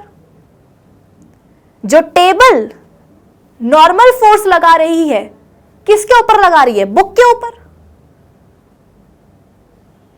तो आप इसको एक्शन रिएक्शन नहीं बोल सकते हो, क्योंकि एक्शन रिएक्शन हमेशा दो डिफरेंट ऑब्जेक्ट्स पर ही लगते हैं। और यहां पर जो भी फोर्सेस लग रहे हैं बेटा, वो एक ही बॉडी के ऊपर लग रहे हैं। बुक के ऊपर ही ग्रेविटी लग रही है और बुक के ऊपर ही नॉर्मल फोर्स लग रहा है। दो अलग ऑब्जेक्ट है ही नहीं यहां पर, जो भी है वो बुक के ऊपर ही सब चल रहा है। इसलिए नॉर्मल और अर्थ की ग्रेविटी कोई एक्शन रिएक्शन पेयर नहीं होते हैं। कृपया करके इस चीज को अपने दिमाग में बैठा लेना। आई बात समझ में? चलो आगे बढ़ते हैं। तो action reaction pairs occur simultaneously, opposite direction में होते हैं। हमेशा आप बोल सकते हो कि कोलिनियर होते हैं, सेम लाइन में जो है ना लगते हैं। डिफरेंट ऑब्जेक्ट्स पर ही, टू डिफरेंट ऑब्जेक्ट्स पर ही एक्शन रिएक्शन पेयर लगते हैं। उसके अलावा इक्वल होते हैं मैग्नीट्यूड में, तुमको पहले से पता है, और नेचर में भी सेम होते हैं। हाँ, ये भी एक अच्छा पॉइंट है कि एक्शन रिएक्शन जो आप बोल सकते हो कि जो पेयर होते हैं, है ना, तो वो मैग्नीट्यूड में बराबर होते हैं। उसके अलावा सेम नेचर के होते हैं, सेम नेचर के होते हैं। जैसे कि अभी हम बुक और उसका देख रहे थे एग्जांपल, ग्रेविटी का। तो बेटा ग्रेविटेशनल फोर्स अलग है और जो नॉर्मल फोर्स है वो अलग है। नॉर्मल फोर्स एक कांटेक्ट फोर्स है। जब बुक टेबल के कांटेक्ट में आती है तब जाकर के टेबल बुक के ऊपर नॉर्मल फोर्स लगाती है, तो वो एक कांटेक्ट फोर्स है। तो नॉर्मल फोर्स और जो अर्थ की ग्रेविटी है बेटा, उन दोनों फोर्सेस का नेचर भी अलग अलग है। तो वो एक्शन रिएक्शन पेयर हो ही नहीं सकते हैं, एक्शन रिएक्शन पेयर हो ही नहीं सकते हैं। तो भाई 100 बात की एक बात कि एक्शन रिएक्शन पेयर के लिए फोर्सेस का जो नेचर है वो सेम होना चाहिए। यदि फोर्सेस का नेचर सेम नहीं है तो माफ करना, वो एक्शन रिएक्शन पेयर नहीं बना सकते हैं, बिल्कुल भी नहीं बना सकते हैं। क्लियर हुआ? चलो अब हम एक स्टेप और आगे बढ़ते हैं। अब देखो वैसा है कि यहां तक Newton's third law of motion पढ़ने के बाद कुछ बच्चों के दिमाग में ये सवाल आ रहा होगा कि मैम, सर न्यूटन ने हमको अभी तक ये समझाया है कि भाई जब भी दो बॉडीज आपस में इंटरैक्ट करती हैं, मान लो कि दो बॉडीज आपस में टकरा ही गई, तो क्या होता है? दोनों बॉडीज एक दूसरे के ऊपर अपना अपना फोर्स लगा देती हैं, है ना। दोनों बॉडीज एक दूसरे के ऊपर अपना अपना फोर्स लगा देती हैं। फोर्सेस सेम मैग्नीट्यूड के होते हैं लेकिन डायरेक्शन में ऑपोजिट होते हैं। लेकिन यहां पर मुद्दे वाली बात ये नहीं है। यहां पर मुद्दे की बात ये है कि जब भी दो बॉडीज आपस में इंटरैक्ट करेंगी वो एक दूसरे के ऊपर अपना अपना फोर्स लगा देंगी, है कि नहीं? तो मैम फिर उस हिसाब से तो ये जो अपनी अर्थ है इसकी टेंडेंसी हम सबको पता है क्या, कि ये हर एक चीज के ऊपर अपना अट्रैक्टिव फोर्स लगाती है डाउनवर्ड्स डायरेक्शन में। छोटी से छोटी, बड़ी से बड़ी चीज, हल्की से हल्की, भारी से भारी चीज के ऊपर अर्थ अपनी ग्रेविटी लगाती ही लगाती है। जिंदा इंसान हो या कोई नॉन लिविंग ऑब्जेक्ट हो, अर्थ बोलेगी कि भैया मैं तो अपना अट्रैक्टिव फोर्स लगा करके ही छोड़ूंगी। कहां? वो भी डाउनवर्ड्स डायरेक्शन में। बेटा इसीलिए तो तुमको मैंने बोला कि तुम चाहे कितनी भी ऊंची छलांग क्यों ना लगा लो, आओगे तो तुम दोबारा कहाँ, जमीन पर ही ना। तुम चाहे बेटा 20 मंजिला इमारत से कूद जाओ, कूदना नहीं है, सिर्फ बोलने वाली बात है कि तुम चाहे 20 मंजिला इमारत से जाकर के कूद जाओ, आओगे तो कहाँ, नीचे ही ना। अर्थ बुलाएगी कि आ जाओ आ जाओ आ जाओ आ जाओ, तो तुम भी आओगे नीचे नीचे नीचे नीचे, है ना कि नहीं। फिर अब यहां पर ना हम एक एग्जाम्पल लेते हैं। एग्जाम्पल है एक सिस्टम का। सिस्टम में दो चीजें हैं, दो बॉडीज हैं। मेरी बात को बस सुनते जाओ। मैंने क्या बोला, ये सवाल तुम्हारे दिमाग में आ रहा होगा, तुम्हारा सवाल ही मैं तुमको बता रही हूं, और जिसके दिमाग में नहीं आ रहा है उसको मैं बता रही हूं कि बेटा तुम्हारे दिमाग में सवाल आना चाहिए क्या, कि हमारे पास एक सिस्टम है, सिस्टम में हमारे पास अर्थ है, पहला ऑब्जेक्ट, ठीक है, अर्थ पहला ऑब्जेक्ट है, और दूसरा ऑब्जेक्ट है एक एप्पल, सेब। तो हमारे पास एक सिस्टम है, उसमें दो ऑब्जेक्ट्स हैं, एक अर्थ है और एक एप्पल है। अभी अभी हमने डिस्कस किया कि अर्थ क्या करती है, हर एक चीज के ऊपर अपना अट्रैक्टिव फोर्स लगाती है डाउनवर्ड डायरेक्शन में, राइट। तो जाहिर सी बात है यहां पर जो है मैं थोड़ा सा ड्रॉ करना चाहूंगी। देखो यहां पे ये अपना सिस्टम है, ठीक है, और ये हो गई अपनी अर्थ। सो दिस इज अर्थ, और ये है अपना एप्पल, दिस इज एप्पल। चलो, तो सिस्टम में जो दो बॉडीज हैं या जो दो ऑब्जेक्ट्स हैं वो आपको एकदम क्लियरली नजर आ रहे होंगे कि एक अर्थ की बात हो रही है और एक एप्पल की बात हो रही है।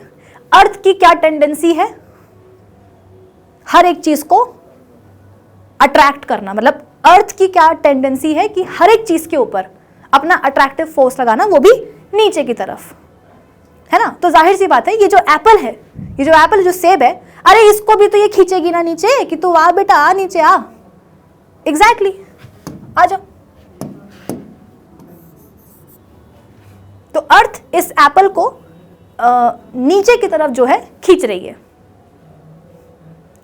अभी अभी सर न्यूटन ने क्या बोला था कि जब भी दो बॉडीज आपस में इंटरैक्ट करती हैं, तो अगर एक बॉडी दूसरी बॉडी के ऊपर फोर्स लगाती है तो बेटा दूसरी बॉडी चुप नहीं रहेगी, वो भी तो इसके ऊपर फोर्स लगाएगी ना। भाई हम कब से तो यही बात करते आ रहे हैं कि किसी को एक थप्पड़ मारोगे तो वो भी तो तुमको आकर के देगा ना एक, वो चुप क्यों बैठेगा।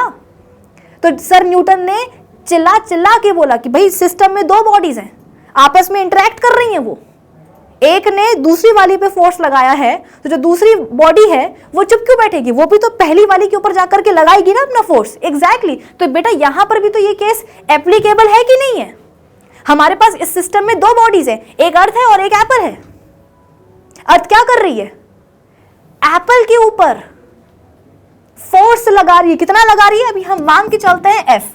अभी अपन ने ग्रेविटेशन चैप्टर नहीं पढ़ा है, इसीलिए यहां पर मैंने लिख दिया, क्या लिख दिया कि सिस्टम में दो बॉडीज, एक एप्पल एक अर्थ। अर्थ क्या कर रही है भाई, ये जो दो बॉडीज है ना ये आपस में इंटरैक्ट कर रहे हैं। बेटा इंटरैक्शन का मतलब हमेशा कोलाइड करना नहीं होता है, ठीक है ना। आप बोलोगे कि मैम मतलब ये टकरा रहे हैं आपस में, है ना, दैट काइंड ऑफ इंटरेक्शन, ऐसा जरूरी नहीं है। हर बार इंटरेक्शन का मतलब ये नहीं कि चीजें जो है कोलाइड ही कर रही हैं।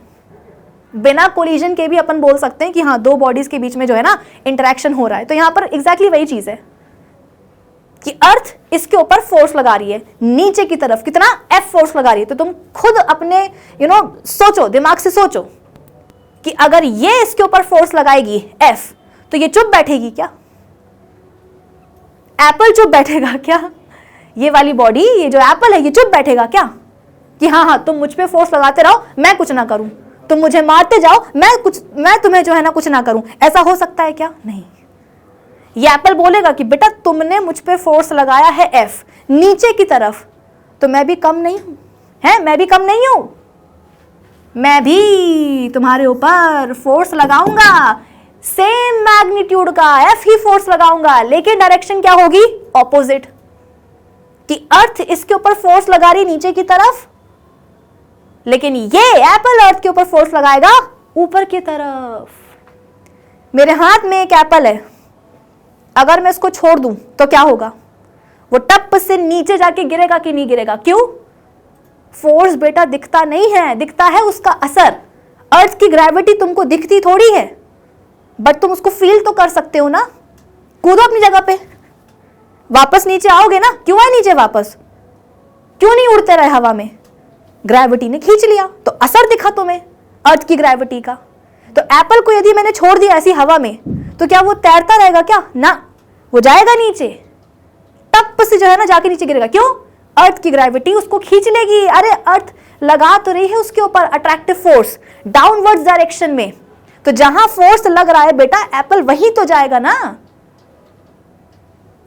तो न्यूटन के हिसाब से तो अगर ये फोर्स लगाती है इसके ऊपर, तो इसको भी तो फोर्स लगाना चाहिए ना अर्थ के ऊपर। अर्थ जो फोर्स लगा रही है एप्पल के ऊपर, उसका असर तुमको देखने को मिलता है। भाई बताया तो मैंने आपको कि अगर एप्पल मैं छोड़ दूं, वो जाएगा ना नीचे। जो वो नीचे जा रहा है, नीचे जाकर के जो एप्पल गिर रहा है, तो ये क्या है?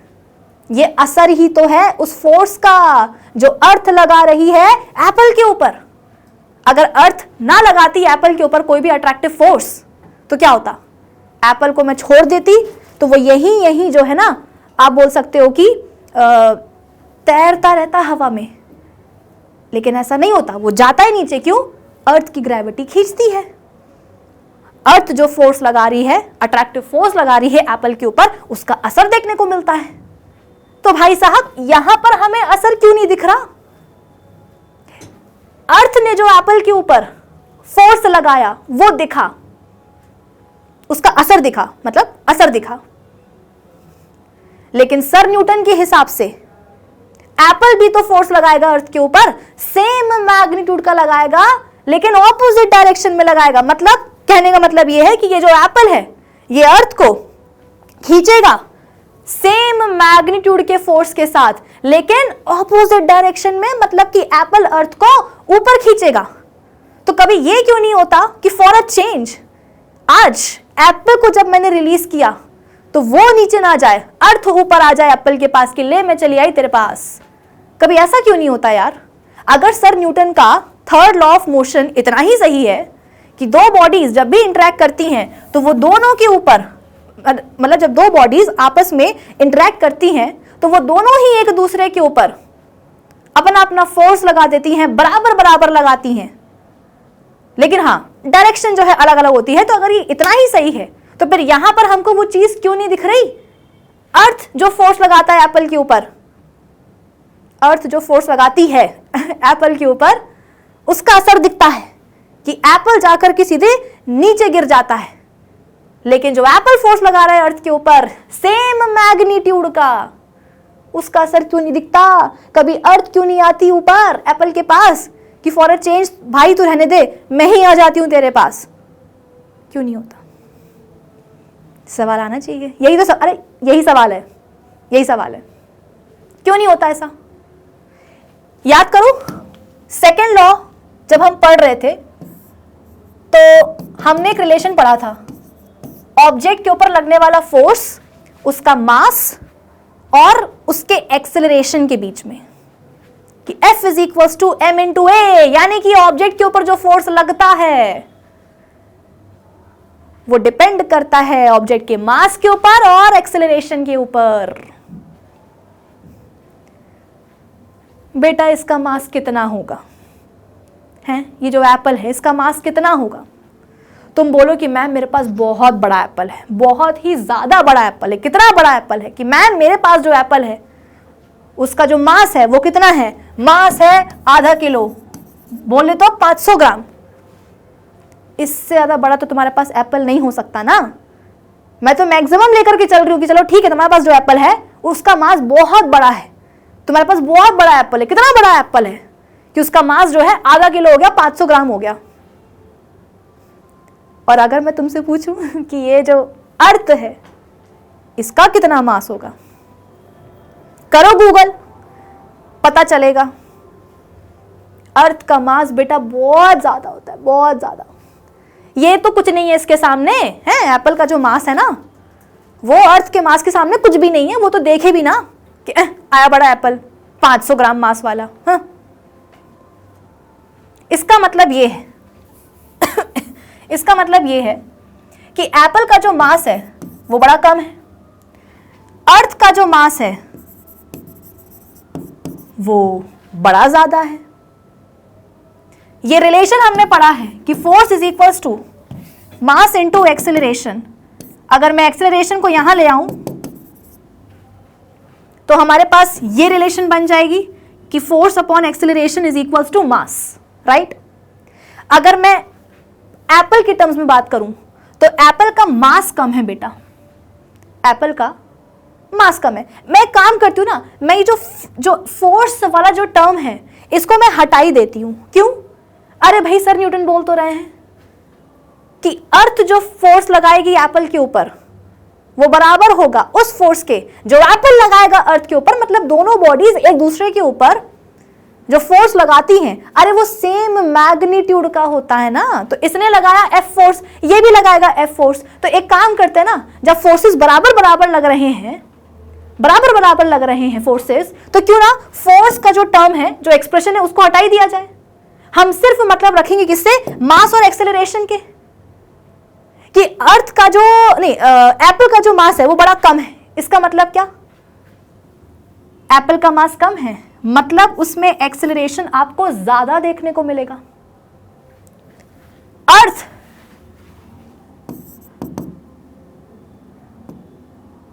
इसको ऐसे लिख दो,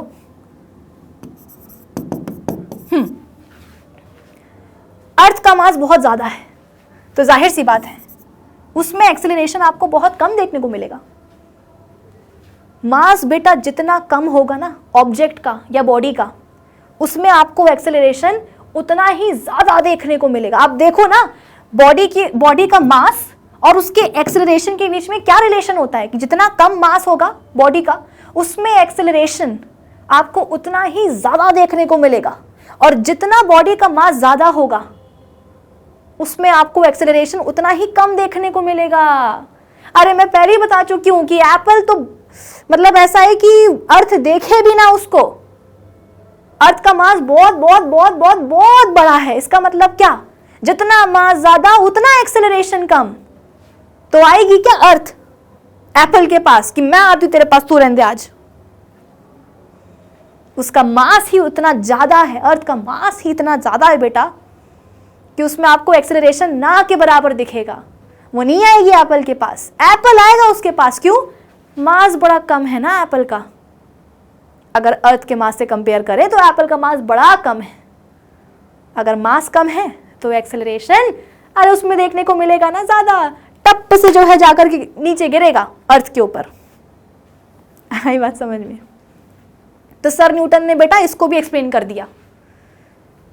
दिमाग में आया होगा कि अरे मैम, दो बॉडीज आपस में इंटरेक्ट कर रही हैं, अर्थ फोर्स लगा रही है एप्पल के ऊपर, या एप्पल क्या, हम अपने आप से जो है ना कंपेयर कर लेते हैं कि मैम हम कूदते हैं तो वापस जो है धप्पे से आकर के ज़मीन पर जो है लैंड हो जाते हैं। क्यों? अर्थ खींचती है, अर्थ हमें खींचती है। तो हम भी तो अर्थ को सेम मैग्नीट्यूड के फोर्स के साथ खींचेंगे ना, ऊपर की तरफ। अर्थ खींचती है नीचे, हम खींचेंगे अर्थ को ऊपर की तरफ। तो फिर अर्थ कभी हमारे पास क्यों नहीं आती? हम ही क्यों जाते हैं उसके पास? क्योंकि हमारा जो मास है वो अर्थ के मास के कंपैरिजन में बहुत कम है, बहुत बहुत बहुत कम है।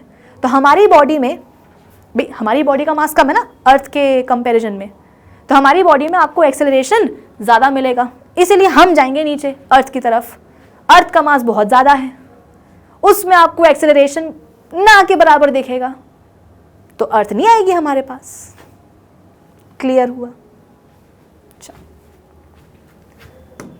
तो बेटा ये होता है Newton's third law of motion की every action has an equal and opposite reaction. कि जब भी दो बॉडीज आपस में इंटरैक्ट करती हैं तो एक बॉडी दूसरी बॉडी के ऊपर फोर्स लगाएगी, दूसरी भी पहली वाली बॉडी के ऊपर फोर्स लगाएगी। फोर्सेस का मैग्नीट्यूड बराबर बराबर होगा लेकिन डायरेक्शन ऑपोजिट होगी।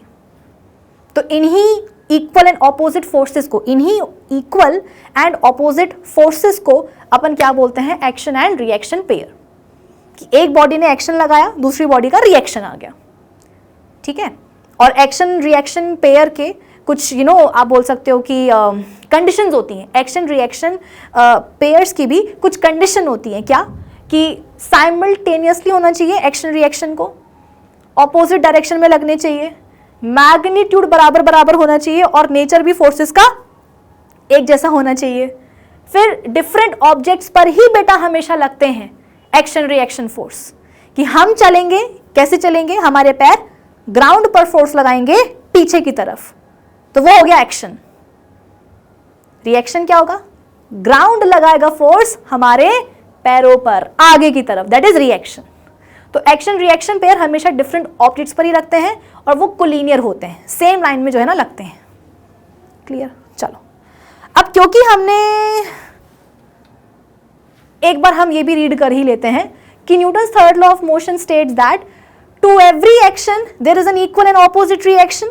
That means if a body A exerts a force F on another body B, then B exerts a force minus F on A, then मतलब वही है कि दो बॉडीज है A और B, A ने फोर्स लगाया B के ऊपर F, तो B भी फोर्स लगाएगी A के ऊपर माइनस F, है ना। तो ये वो फोर्स है FAB, है ना, FAB ये वो फोर्स है जो A लगा रहा है B के ऊपर। FBA ये वो फोर्स है जो B लगा रहा है A के ऊपर। तो दोनों जो है बराबर बराबर हो जाएंगे।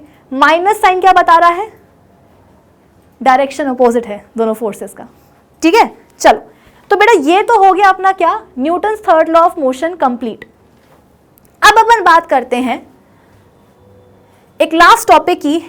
ज्यादा कुछ बात नहीं करी गई है एनसीईआरटी में इसके बारे में, लेकिन देखो ये जरूरी है ना, ये जरूरी है, तो हम थोड़ी सी बात इसके ऊपर कर लेते हैं। बात क्या है, मतलब टॉपिक क्या है जिसके ऊपर हमें बात करनी है, conservation of momentum. Conservation of momentum, अब इसका क्या मतलब होता है, देखो मोमेंटम का मतलब मैंने आपको पिछले लेक्चर में बताया था कि किसी बॉडी का मास और उसकी वेलोसिटी का जो प्रोडक्ट होता है उसे ही हम बोलते हैं ऑब्जेक्ट का मोमेंटम। अब इस मोमेंटम को कंजर्व करना पड़ता है, या आप ये बोलो कि जो मोमेंटम है ये अपने आप कंजर्व्ड रहता है। इसका मतलब क्या है, तो सुनो, अगेन हमारे पास क्या है, एक सिस्टम है, उसमें दो बॉडीज हैं, और हाँ वो सिस्टम भी कैसा है, आइसोलेटेड सिस्टम है। अब आप बोलोगे कि मैम आइसोलेटेड सिस्टम का मतलब क्या है, मतलब ये है कि अभी जो हमारे पास सिस्टम है, जो दो बॉडीज हैं, अभी हमारे पास सिस्टम में जो दो बॉडीज हैं उनके ऊपर बाहर से कोई फोर्स नहीं लग रहा है। आइसोलेटेड सिस्टम का मतलब यही है। मेरी बात को प्लीज सुनते जाओ एकदम ध्यान से, तभी जो है आपको ये चीज समझ में आएगी। हमारे पास ये एक सिस्टम है, इसमें एक ये बॉडी है, थोड़ी छोटी बनानी चाहिए, हाँ, हमारे पास ये एक बॉडी है और ये एक दूसरी बॉडी है।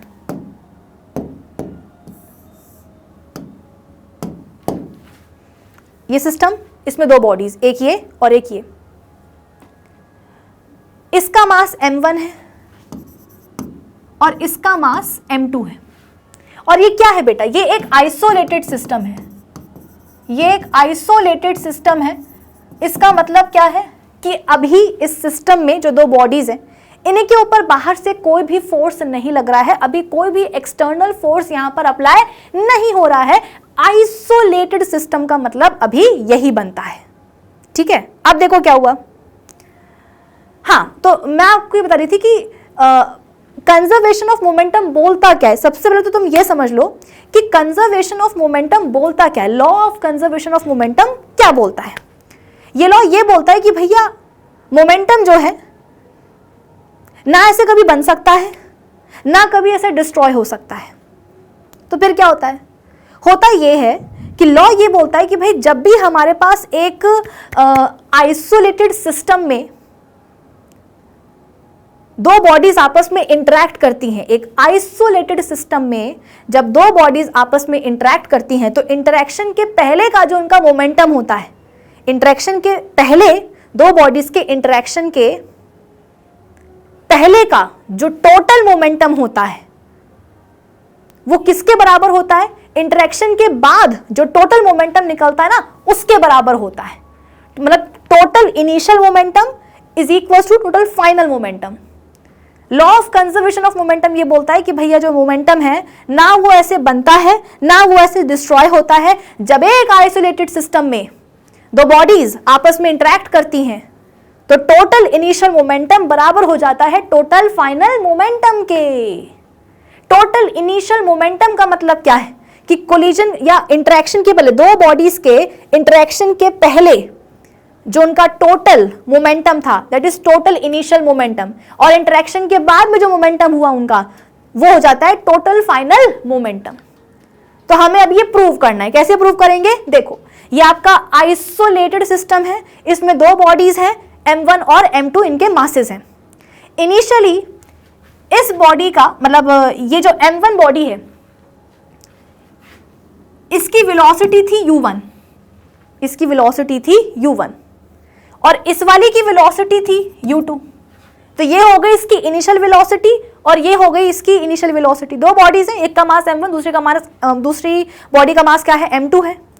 m1 की इनिशियल वेलोसिटी कितनी है? u1, और m2 मास जिस बॉडी का है उसकी इनिशियल वेलोसिटी कितनी है?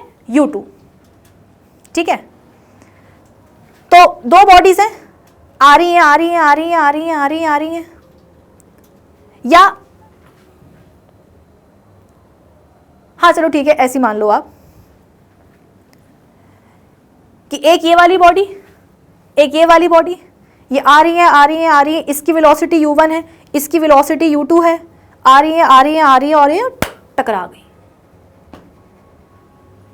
तो बिफोर कोलिजन अगर मैं आपसे पूछूं कि बेटा टोटल इनिशियल मोमेंटम कितना होगा, टोटल इनिशियल मोमेंटम कितना होगा, तो कैसे निकालोगे? इस बॉडी का मोमेंटम प्लस इस बॉडी का मोमेंटम। कोलिजन तो होना ही है, टकराएंगी तो ये है ही, लेकिन टकराने के पहले before collision total initial momentum कैसे निकालोगे? तो इसका मोमेंटम प्लस इसका मोमेंटम, इसका मोमेंटम कितना आएगा बेटा? m1 u1। भाई मोमेंटम क्या होता है? Mass into velocity. तो कोलिजन के पहले इसका मास कितना है? m1, वेलोसिटी कितनी है? u1, है ना, प्लस इसका मोमेंटम कैसे निकालेंगे? मास कितना है इसका? m2, और कोलिजन के पहले वेलोसिटी कितनी है? u2। तो ये आ गया टोटल इनिशियल मोमेंटम, ये आ गया बेटा क्या? Total initial momentum. मतलब कि आप बोल सकते हो कि कोलिजन के पहले वाला मोमेंटम। अब हम एक काम करते हैं, जैसा कि मैंने आपको बताया कि ये आपस में टकरा गई, टकराने के बाद आफ्टर कोलिजन इसकी वेलोसिटी हो गई v1 और इसकी हो गई v2। भाई जब सपोज कोई गाड़ियां हैं, दो गाड़ियां हैं, अपनी इनिशियल वेलोसिटीज के साथ जो है चल के आ रही थी, आपस में टकरा गई। तो बेटा टकराने के बाद, दो गाड़ियों के टकराने के बाद उनकी वेलोसिटीज में फर्क आएगा कि नहीं आएगा?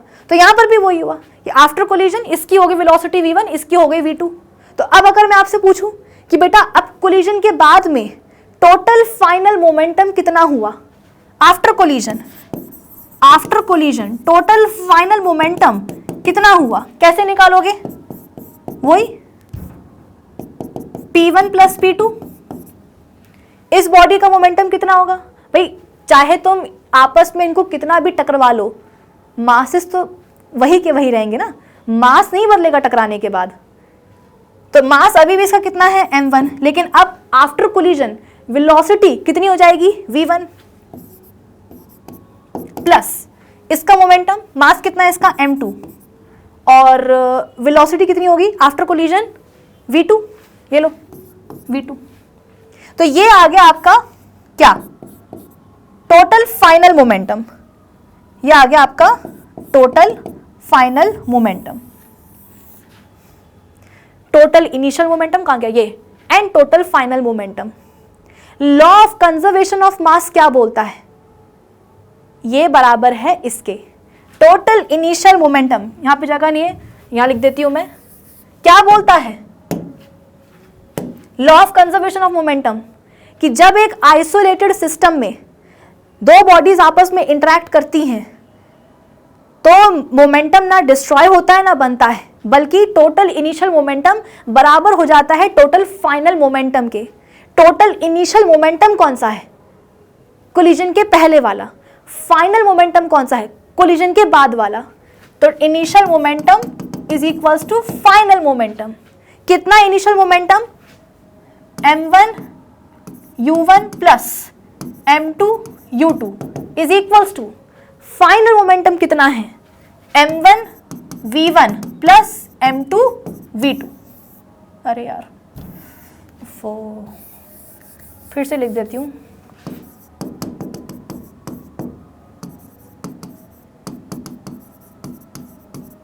Like this. ये बोलता है law of conservation of momentum कि total initial momentum is equal to total final momentum. ध्यान से देख लो इस रिलेशन को। क्यों? क्योंकि अब हमें ये प्रूव करना है, क्योंकि सवाल आ जाता है प्रूव करने के लिए, डिराइव करने के लिए। देख ले इस रिलेशन को। चलो अब इसको अपन प्रूव करते हैं। कैसे प्रूव करेंगे? Newton's third law of motion से ही प्रूव करेंगे। ओके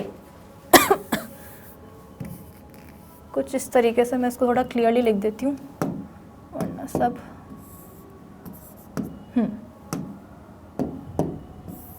आ जाओ।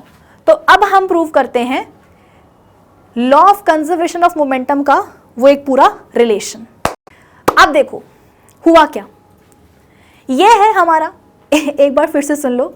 यह है हमारे पास एक आइसोलेटेड सिस्टम। इसमें दो बॉडीज हैं, इसका मास m1 है, इसका मास m2 है।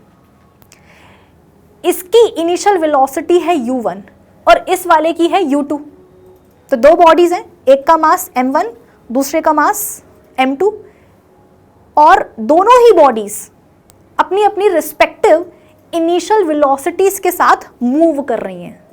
दोनों बॉडीज m1 और m2 मास वाली दोनों बॉडीज अपनी अपनी रिस्पेक्टिव इनिशियल वेलोसिटीज के साथ मूव कर रही हैं। ये आ रही u1 से, ये आ रही u2 से, आई और टकरा गई।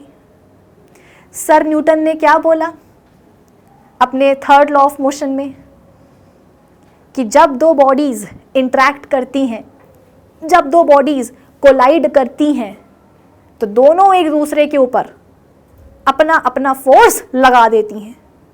फोर्सेस का जो मैग्नीट्यूड है वो बराबर होता है, लेकिन डायरेक्शन ऑपोजिट होता है। तो हम ये मान के चलते हैं कि ये वाली बॉडी ने, भाई जब ये आपस में टकराई होंगी ना, तो ये वाली बॉडी ने इसके ऊपर फोर्स लगाया होगा F।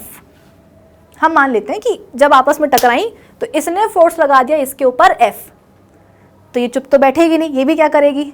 रिएक्शन देगी। ये वाली इसके ऊपर फोर्स लगा देगी, कितना?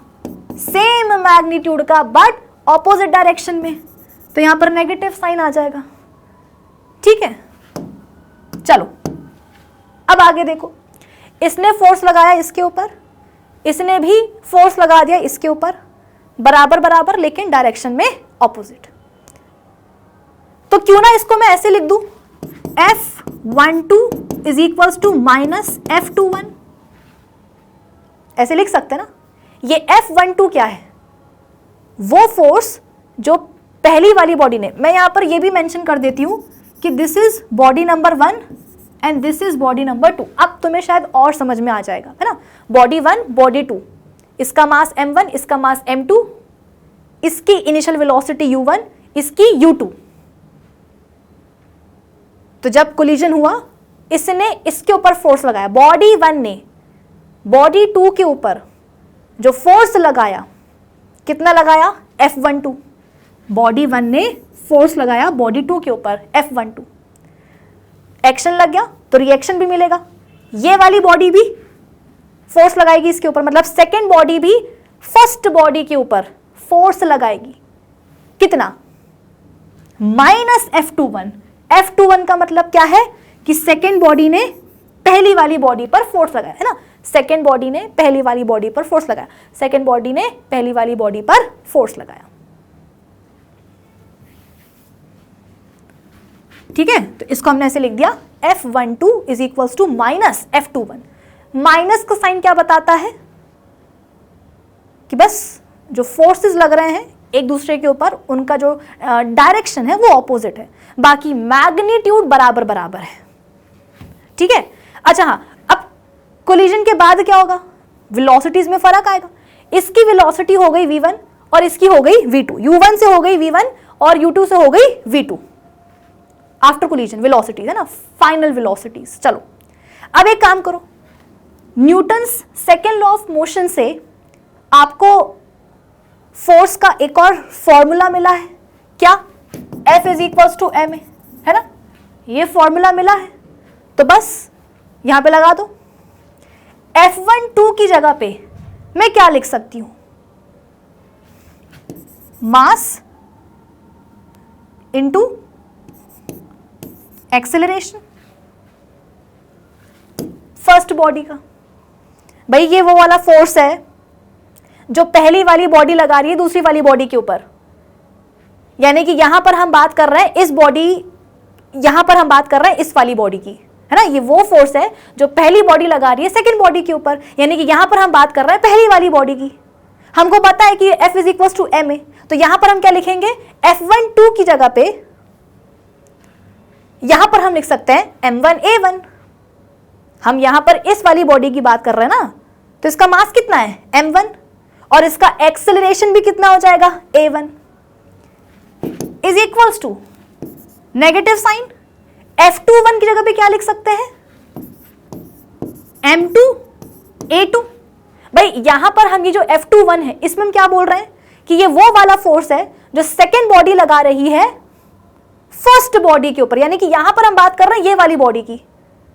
तो इसकी जगह पे हम क्या लिख सकते हैं, इसका मास और इसका एक्सेलरेशन। अब एक्सेलरेशन कैसे निकालते हैं, final velocity minus initial velocity bye time taken. तो बस यहां पर भी आप वही चीज निकाल दो कि m1 ब्रैकेट में, बात यहां पर किसकी हो रही है, फर्स्ट बॉडी की हो रही है, उसका मास उसका एक्सेलरेशन। तो इसका एक्सेलरेशन के लिए हम यहां पर क्या लिखेंगे, इसकी फाइनल वेलोसिटी कितनी है v1 माइनस पहली बॉडी की ही इनिशियल वेलोसिटी u1, टाइम कितना लगा t। बात समझ में आ रही कि नहीं आ रही है। F12 में हम बात करते हैं पहली वाली बॉडी की, F21 में हम बात करते हैं सेकेंड वाली बॉडी की। हमको पता है Newton second law of motion से कि F is equals to ma होता है, तो यहां पर हम क्या कर रहे हैं, बस उसी को जो है खोल करके रख रहे हैं। यहां पर हम बात करेंगे फर्स्ट बॉडी के मास की, उसके एक्सेलरेशन की, यहां पर हम बात करेंगे सेकेंड बॉडी के मास और उसके एक्सेलरेशन की। एक्सेलरेशन कैसे निकालते हैं, final velocity minus initial velocity bye time taken. तो यहां पर हम क्या रख सकते हैं, a1 की जगह पे m1 तो वही का वही रहेगा, mass of first body. a1 की जगह पे हम क्या रख सकते हैं, फर्स्ट बॉडी का एक्सेलरेशन, फर्स्ट बॉडी का एक्सेलरेशन। इसकी फाइनल वेलोसिटी कितनी हो गई after collision v1, initial velocity कितनी थी u1, तो v1 minus u1 by time taken is equals to ये नेगेटिव साइन, इसको भूल मत जाना, वरना जो है आप निकाल नहीं पाओगे, आपकी जो कैलकुलेशन है वो थोड़ी सी डिस्टर्ब हो जाएगी।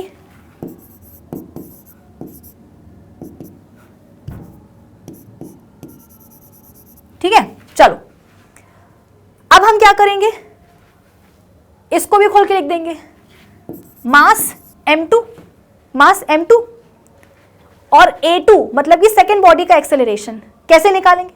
सेकेंड बॉडी की फाइनल वेलोसिटी कितनी है v2, initial velocity u2, time taken तो t ही रहेगा। तो a2 की जगह पे हम क्या लिख सकते हैं बेटा, v2 minus u2 by time, है ना। a2 की जगह पे सेकेंड बॉडी के एक्सेलरेशन की जगह पे हम क्या लिख सकते हैं, उसकी final velocity minus initial velocity bye time taken. अब LHS और RHS दोनों में ही क्या है, TT है, तो TT का जो टर्म है बेटा सबसे पहले तो तुम वही काट दो। ठीक है, अब क्या करो, धीरे से जो है ये वाले ब्रैकेट खोल दो। m1 जब ये ब्रैकेट खोलेगा तो m1 दोनों से आगे मल्टीप्लाई हो जाएगा, तो m1 v1 minus m1 u1 हो जाएगा, है ना भाई। जब ब्रैकेट खुलता है तो जो बाहर टर्म होता है वो अंदर वाले हर एक टर्म से मल्टीप्लाई होता है, तो कितना हो जाएगा m1 v1 minus m1 u1 is equals to, ये माइनस साइन अभी भी बरकरार रहेगा बच्चों, ये माइनस साइन अभी भी बरकरार रहेगा। जब ये ब्रैकेट खुलेगा तो m2 दोनों से जाके मल्टीप्लाई होगा, कितना हो जाएगा m2v2 माइनस ये वाला माइनस m2u2, जगह नहीं है, m2u2 है ना। जब ये ब्रैकेट खुला ये वाला तो m2 जाकर के इससे भी मल्टीप्लाई होगा, इससे भी मल्टीप्लाई होगा, कितना हो जाएगा m2v2 माइनस m2u2। अब एक काम करो, ये जो बाहर वाला ब्रैकेट है तुम इसको भी खोल दो। अब जब इसको खोलोगे तो बेटा साइन यहां पर जो है चेंज होंगे, कैसे, यहां पर तो सब सेम रहेगा LHS में, m1 u1 minus m1 v1 minus m1 u1 is equals to, जब ये ब्रैकेट खोलोगे तो ये माइनस हो जाएगा, तो माइनस m2 v2, ब्रैकेट खोलोगे तो ये माइनस माइनस प्लस हो जाएगा, तो प्लस m2 u2 हो जाएगा। इतना समझ में आया कि नहीं आया? कुछ नहीं किया बेटा, यहां पर हम क्या कर रहे हैं, Newton second law of motion और थर्ड लॉ ऑफ मोशन को अपन मिला दे रहे हैं। कि Newton third law of motion क्या बोलता है कि जब दो बॉडीज आपस में इंटरेक्ट करेंगी दोनों एक दूसरे के ऊपर फोर्स लगा देंगी, ये बॉडी 1 ये बॉडी 2, इसने फोर्स लगाया इसके ऊपर F12, इसने फोर्स लगाया इसके ऊपर F21, बराबर बराबर होंगे लेकिन साइन क्या लेंगे, नेगेटिव। क्यों? क्योंकि ऑपोजिट डायरेक्शन में। सेकेंड लॉ ऑफ मोशन क्या बोलता है, F is equals to ma। तो यहां पर हम क्या करेंगे, यहां पर हम बात कर रहे हैं फर्स्ट वाली बॉडी की, तो फर्स्ट बॉडी का मास है ना, फर्स्ट बॉडी का यहां पर m1 a1 होना चाहिए, जगह नहीं है m1 a1 is equals to minus m2 a2। हाँ, तो यहां पर हम बात कर रहे हैं फर्स्ट बॉडी की जो फोर्स लगा रही है इसके ऊपर, है ना। तो फर्स्ट बॉडी का मास और उसका एक्सेलरेशन यहां से आया इस रिलेशन से, इज इक्वल्स टू F21 की जगह पे हम क्या करेंगे, सेकेंड बॉडी का मास और उसका acceleration m2 a2, minus sign जो है बरकरार रहेगा, वो हटाना नहीं है। एक्सेलरेशन का हमें पता है कैसे निकालते हैं, v minus you by T. तो पहली बॉडी का जो एक्सेलरेशन है a1 वो कैसे निकालेंगे, इसकी फाइनल वेलोसिटी v1, इसकी इनिशियल वेलोसिटी u1, तो v1 minus u1 by T.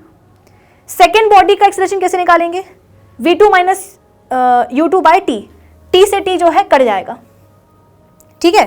फिर क्या करेंगे, ये वाला ब्रैकेट खोलेंगे तो m2 जाकर के दोनों से मल्टीप्लाई हो जाएगा, क्या आएगा relation, m1 v1 minus m1 u1 is equals to minus bracket के अंदर m2 v2 minus m2 u2। फिर क्या करेंगे, ये बड़ा वाला ब्रैकेट भी खोल देंगे, तो ये माइनस साइन जो है अंदर के साइन बदल देगा, कितना हो जाएगा m1 v1 minus m1 u1 is equals to minus m2 v2 plus m2 plus u2 m2 u2। ठीक है, अब एक काम करो, जितने भी जो माइनस वाले टर्म्स हैं उनको एक जगह ले आओ। जैसे कि ये माइनस वाला है, तुम इसको यहां ले आओ, इसको पॉजिटिव कर दो, इसको यहां ले जाओ। इसमें माइनस है तो तुम इसको यहां ले जाओ।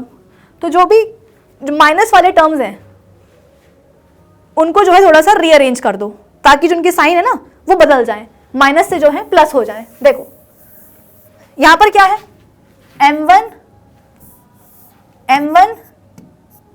v1। अब ये जो नेगेटिव वाला है इसको अपन यहां ले आएंगे, प्लस हो जाएगा, m2 v2 हो जाएगा इज इक्वल्स टू, ये जो माइनस वाला है इसको अपन यहां ले जाएंगे LHS से RHS में, तो इसका भी साइन है वो पॉजिटिव हो जाएगा, तो प्लस m1 u1, और ये तो प्लस ही था तो वहीं का वहीं रहेगा m2 u2। इसको हम ऐसे भी लिख सकते हैं m1 u1 plus m2 u2 is equals to m1 v1 plus m2 v2। यही तो था ना law of conservation of momentum का स्टेटमेंट या रिलेशन कि टोटल इनिशियल मोमेंटम बराबर होता है टोटल फाइनल मोमेंटम के। ये सब हमने क्यों किया? बस इसलिए किया ताकि हम ये प्रूव कर दें कि भाई टोटल इनिशियल मोमेंटम जो है वो टोटल फाइनल मोमेंटम के होता है। टोटल इनिशियल मोमेंटम का मतलब क्या था कि कोलिजन के पहले वाला मोमेंटम, कोलिजन के पहले मास m1 m2 थे, इनिशियल वेलोसिटीज u1 u2 थी, तो टोटल इनिशियल मोमेंटम जो है इतना था।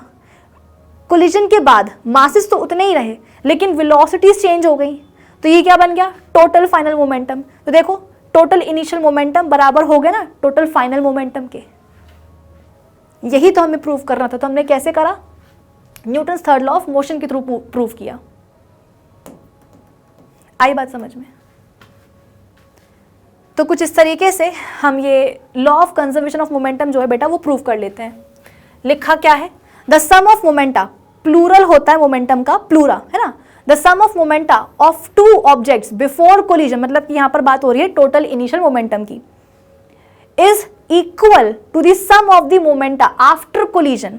भाई टोटल इनिशियल मोमेंटम हम कैसे निकालते हैं? एक बॉडी का मोमेंटम दूसरी बॉडी का मोमेंटम ऐड कर दो तो सम ऑफ मोमेंटा। तो sum of momenta of two objects before collision is equal to the sum of the momenta after the collision provided there is no external unbalanced force acting on them। मैंने पहले कहा था कि बेटा हम बात कर रहे हैं आइसोलेटेड सिस्टम की, एक ऐसा सिस्टम जहां पर दो बॉडीज आपस में इंटरेक्ट तो करेंगी लेकिन उनके ऊपर कोई भी एक्सटर्नल अनबैलेंस्ड फोर्स ना लगे। This is known as law of conservation of momentum. The statement can alternatively be given as the total momentum of the two objects is unchanged or conserved by the collision. That's it. तो आज के इस session में ना सिर्फ हमने Newton's third law of motion को पढ़ा है बल्कि law of conservation of momentum को भी हमने डिस्कस कर लिया है। तो बच्चों आज के इस सेशन के लिए बस इतना ही। अब जो अगला सेशन होगा उसमें अपन सॉल्व करेंगे कुछ क्वेश्चंस जिससे कि जो पूरा कॉन्सेप्ट है आपका Newton's third law of motion को लेकर के, मोमेंटम को लेकर के, वो सब क्लियर हो जाए। तो अब हम मिलते हैं अपने अगले सेशन में। तब तक के लिए keep learning with definite success पाठशाला।